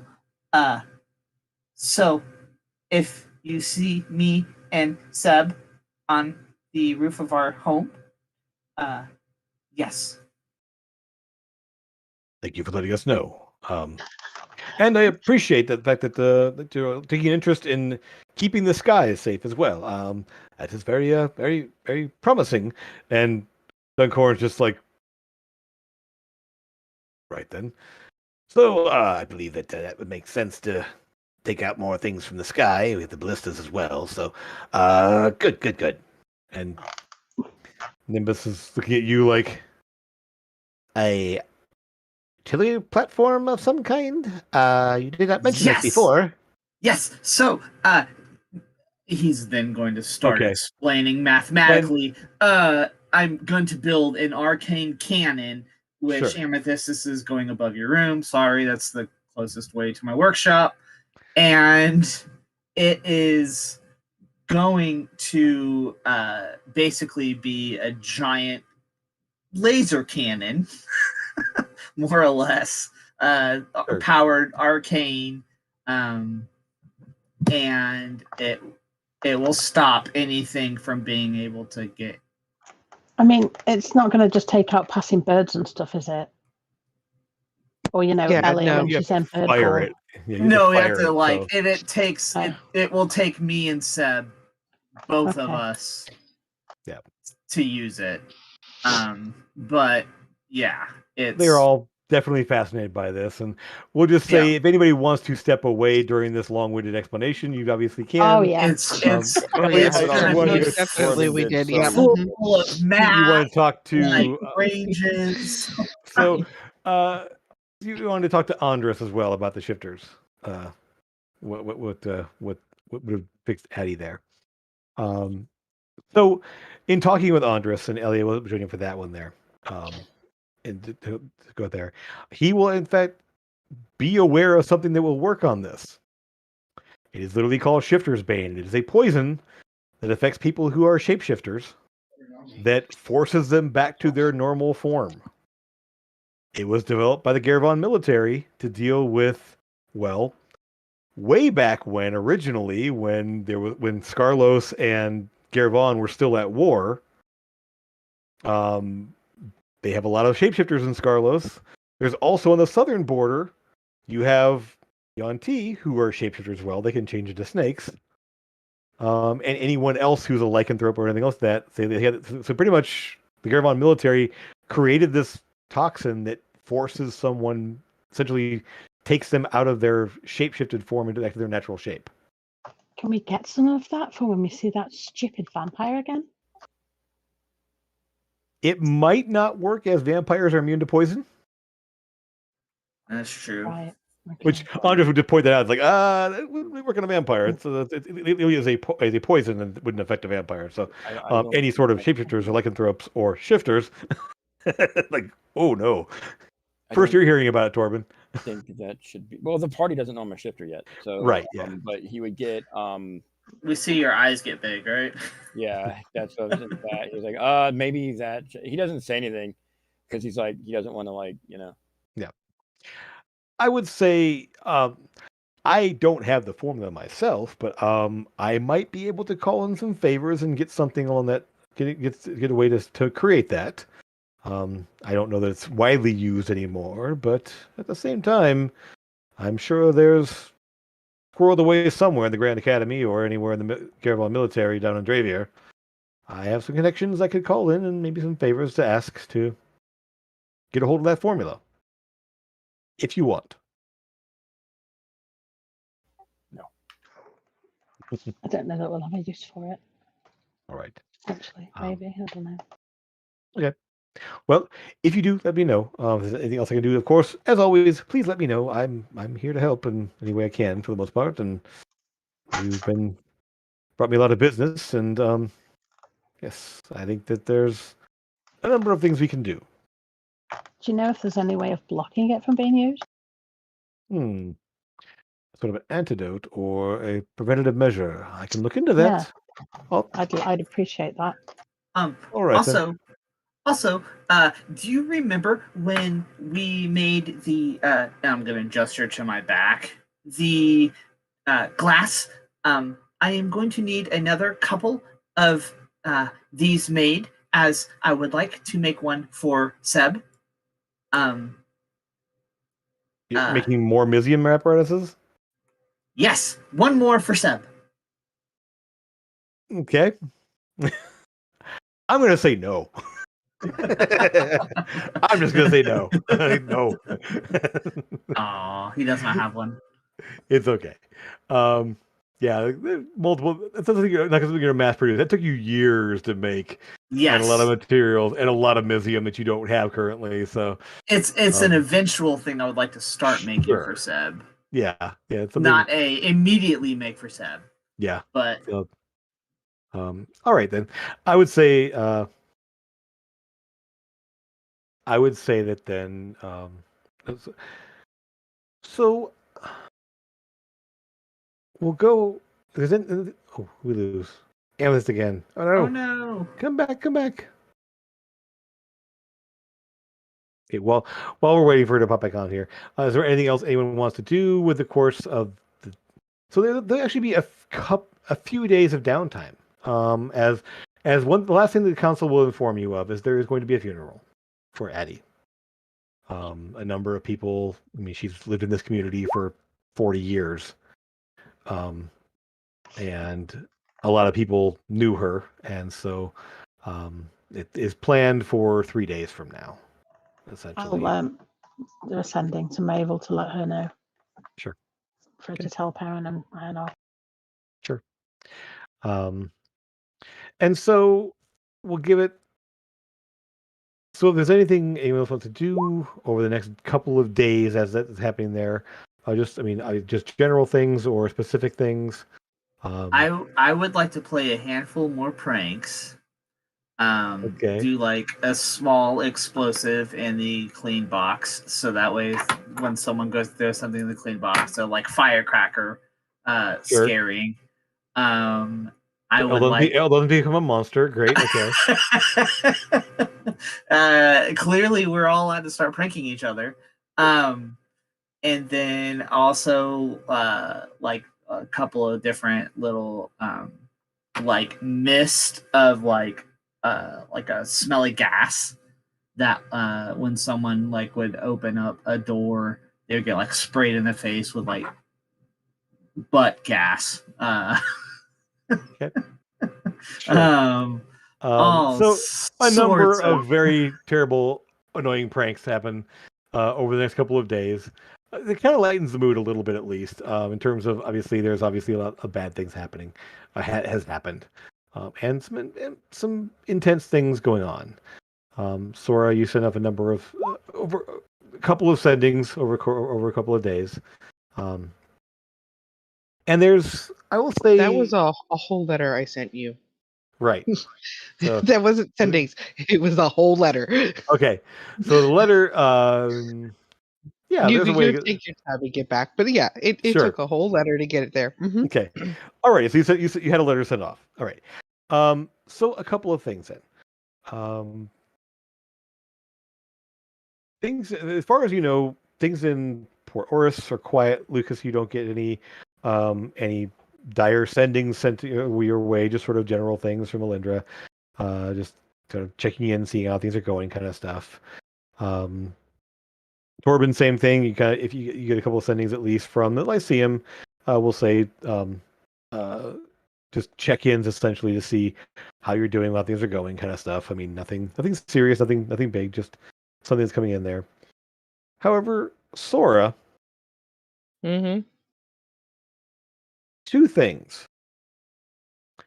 First of all, your sister comes to you and says that she's worried. A shipment from Shorehaven was supposed to arrive. It's now a couple days late. It should have gotten here by now. These are the baby she was- dragons, right? No, this is a shipment from Shorehaven. This is supplies, business stuff. Like literally. Okay. I was Yeah. thinking of Shorehaven the... is no. That's over in Okay. Call and some of that, or off other side of the mountains. Woo! Shorehaven is my Shore- hometown. Yeah, so we were from there, and so essentially, a shipment was supposed to be sent in with some people to start materials and start working on constructing warehouses, a warehouse and such. Is that the plans have been final? The contract has been finalized, and the plan is to have a warehouse built, and start to get some goods moving back and forth. But the initial shipment of materials never should have arrived, and it's now a couple days late. However, she will also inform you that while she was looking things over, she was over at the Jewel's Flagon, having some food and some drink and a drink. And there's someone there you should meet. Okay, then I'll go there. Okay. Hmm. When you arrive, we'll just call it early afternoon. It's fairly quiet. There's not many people there because it's not really happy hour. It's not really lunchtime. It's sort of an in between time.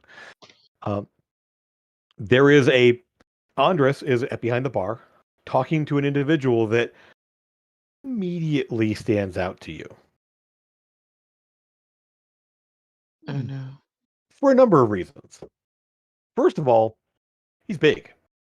Not quite your height, but like maybe an inch or two shorter than you, but a few inches wider than you.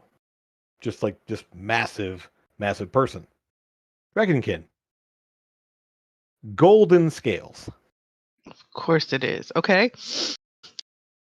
The other thing you notice is that he is in armor. He has the brushed steel armor. For the most part, they're mostly breastplate and effectively a suit of half plate. He's not wearing the full plate armor, but he's wearing the half plate there. Sword on his hip, shield on his back, also brushed steel with a very stylized, silvery-looking dragon. With essentially, it's a profile of a dragon there with one claw held out. Very similar in styling to the one that you wear. Different pose. And as you enter, go ahead. Okay. Okay. Nope. Go ahead. As you enter,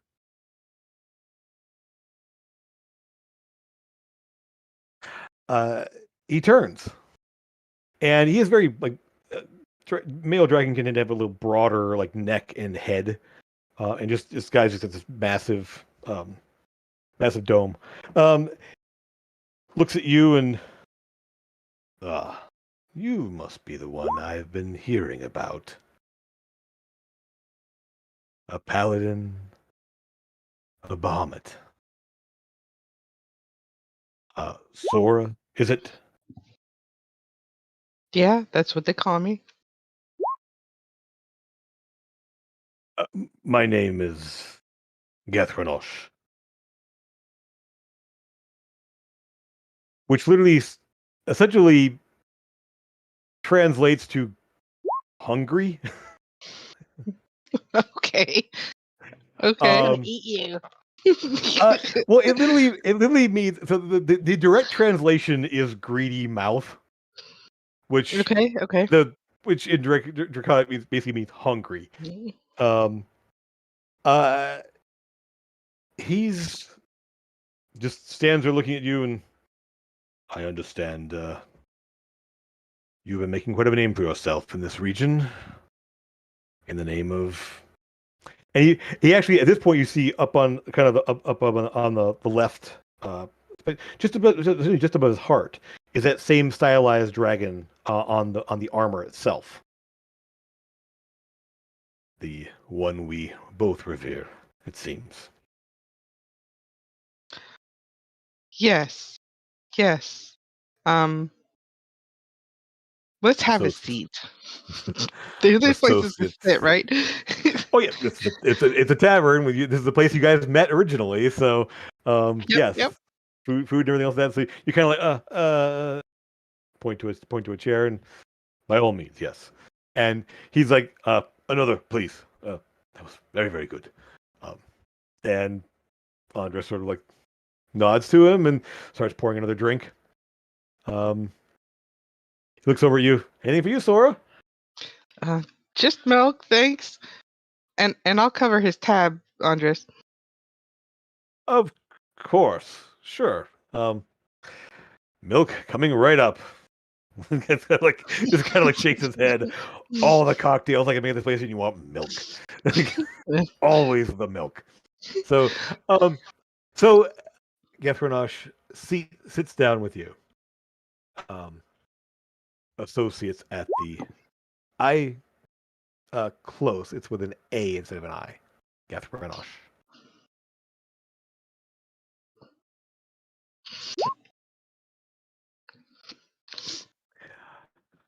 I've heard of some of your exploits.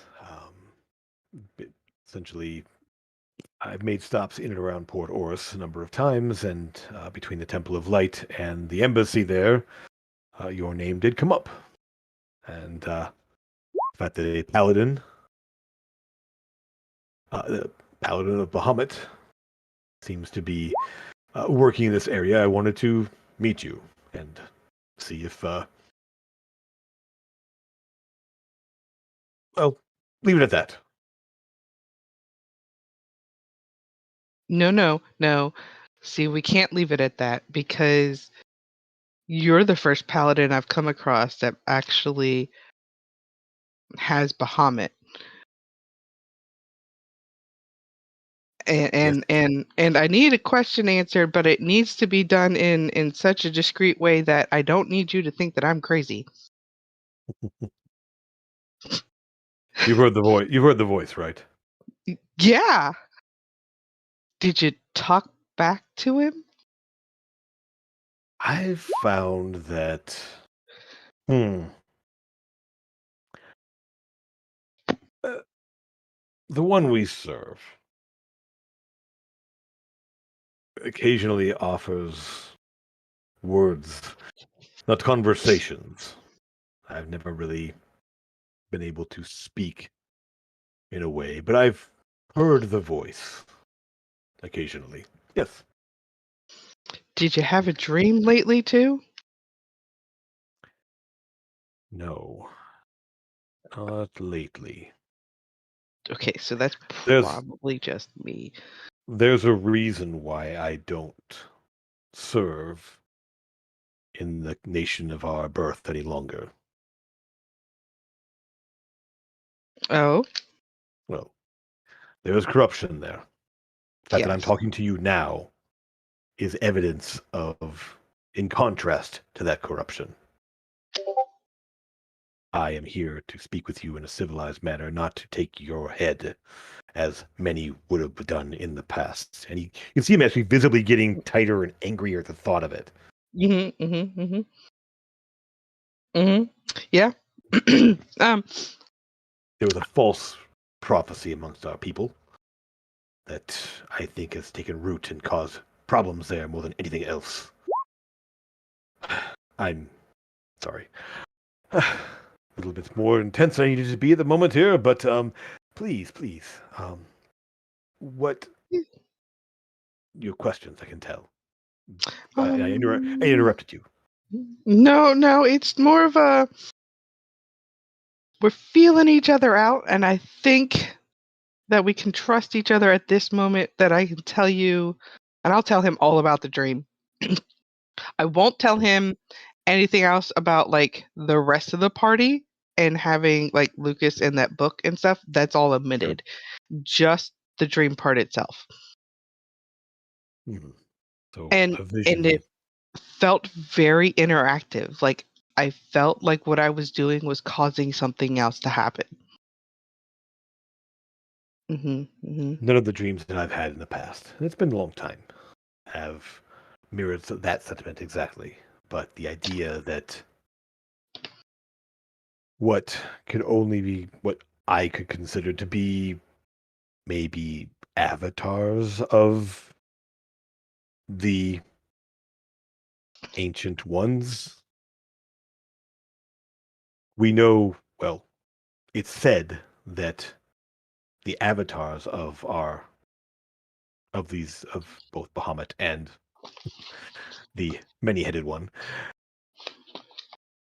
were destroyed. It is not really. It is very difficult to destroy God, which make no mistake they are. I feel that what we're seeing, what you may be sensing or seeing in some way, might be a resurgence of their presence on the material plane.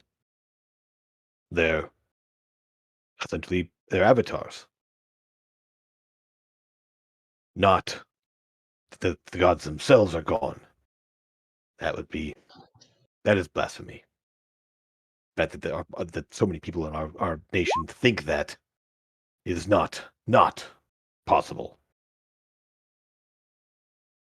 We've heard I his voice. I never truly believed he was gone. Because, why worship somebody who's never there? But Well, that's a whole different story. yeah, People worship all sorts of things that aren't really there, but that's they can logic even gain dictates. power. They can even gain power from it. I don't understand how it works, but they still can. Yeah. So many of our order. I mean, they can worship an ideal and they gain power from that. Not even a presence. It's mind-boggling. I don't even know. So, but I'm sorry. I digress again. Right. Well, I sense the struggle. I know. I understand. I have only been in town now for, well, this morning. But I can already see that there's a heavy heart here. There's something at issue. I see the defenses on the walls. I can see the worried looks on the people. I assume there is trouble here. There is. We believe, and I'll tell him this part. We believe that somebody's trying to bring back the Dark King. And let me see. If he knows anything about it, yeah. Because yeah. Sword didn't. Sword didn't have a clue. That should not be possible, but I would not put anything behind a monster such as that. According to the histories and such, I can see why people are worried and why you've been so active as of late. I see that, well, if this place would have me, my services are here for the city of Ravenscrest. I very much believe that they would love to have your assistance. Excellent. Especially if you talk to I'm gonna send him to Doldris right away. Or not Doldris, to the night guy who's in charge of training me. Oh, why do I always Duncorn? forget his name? Yeah, Duncorn. Okay. Oh, well, happy to meet anyone here in charge. I will speak with them and offer up my services. I would only require a place to stay and I mean, at that point, we'll just say that Andres plunks down a drink for him in front of him, plunks down your milk, also a plate of whatever crunchy fried foods that whatever you like, that you've had in the past here, there to share. I don't think that'll be a problem, sir. Places to stay here are in abundance, and I think that for someone who's willing to help, the mayor would be quite, and the Minister of Defense, as they call him, would be quite happy to find a place for you to stay. Can I also do an inside check to see if he's holding anything back? Absolutely. Go ahead and roll it. Make sure he's not lying. Sure. He could be Tiger. I mean, he seems like an open book. I mean, there's no real sense of deceit about this guy for the most part, unless he's really, really good. He seems to be on the up and up. Okay. So there is another paladin of Bahamut within the city. That'll help. I'm still kind of leery of him. Sure, of course. Yeah. Word of paladins getting around to other paladins can happen. I know that much, but the fact that he came to this specific city and is noticing that defenses are going up. Well, I would say this: you flat out asked the Temple of Light about paladins of Bahamut. This is true, and he mentioned Yes. the Temple of Light. And he's He been in did. and around Port Oris, so just And put that out there. It's like it is someone who's trained in fighting would easily notice the fact that we're literally arming this place to be a freaking fortress. Like, the walls are up there, the ballistas are on the parapets. There's people. Essentially, it's one of those things of it's not right. It's not wrong to be leery, of course, but at the same time, it's like he specifically knew of you and mentioned the Temple of Light. So, at least in terms of that, I'm still leery of it. Of course, but yeah, just a little reminder. So, okay. The one other thing, and actually, is there anything else in the next couple of days here during this time period? Is there anything else besides pranks that we're doing here? things that are going to matter in terms of setting things up here for the upcoming stuff here. Anyone else doing, looking into, trying to find out? I'm helping Nimbus craft spell plates. Of course, yeah. Okay. All right. So then, some point on the day of the funeral itself, there, you will get a visit in the morning from Failden and Bickle, the Rangers. They're stationed here. Amethyst and the others, I believe you were all had been asking about. You described the fortress to them and asked them about the area. Well, they arrive fairly, I wouldn't say unkempt, but obviously road weary. They've been traveling a bunch. You're not sure exactly. It has sort of that look of somebody who's been on the trail for a while. Has been in a bath or a bed for a couple of days at least. And Pheldon does speak to you and especially you, Amethyst, since you had asked him about it previously. Is I believe that I may have found a potential match for your fortress that you described. Oh, right. Okay. And he basically pulls out sort of a rough, I wouldn't call it, it's kind of almost a hand-drawn map, but kind of points to an area here. And I'm going to zoom in a bit. So, and then, so, originally there was a different road that went from Shorehaven to Port Oris. It didn't go through this region. In the time before this was really a settlement of any reasonable size, the road had almost a straight line toward from Shorehaven to Port Oris. And there was a crossroads of such almost directly south of here, near this fortress. Now that one, we scouted it. It is collapsed. There is no tower. There's no structure that would match what you saw. However, the one directly to the east, that one is Mournhold Fortress. And that does have a tower, very much.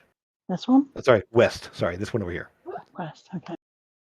So this one, and so The other east. essentially, yeah. And Sorry, I meant to we're go. here. Yep. Right.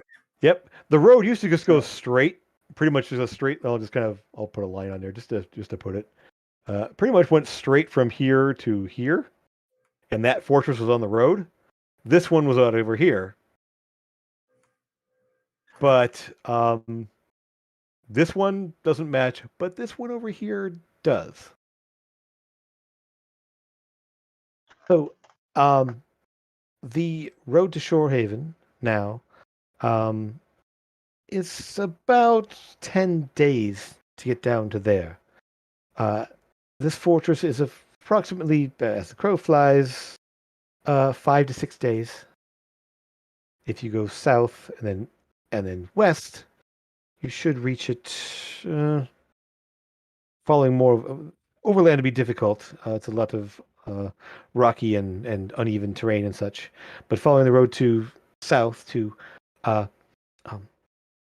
essentially to where this old road would be, and then heading straight west, that should bring you in close to what you saw in your vision.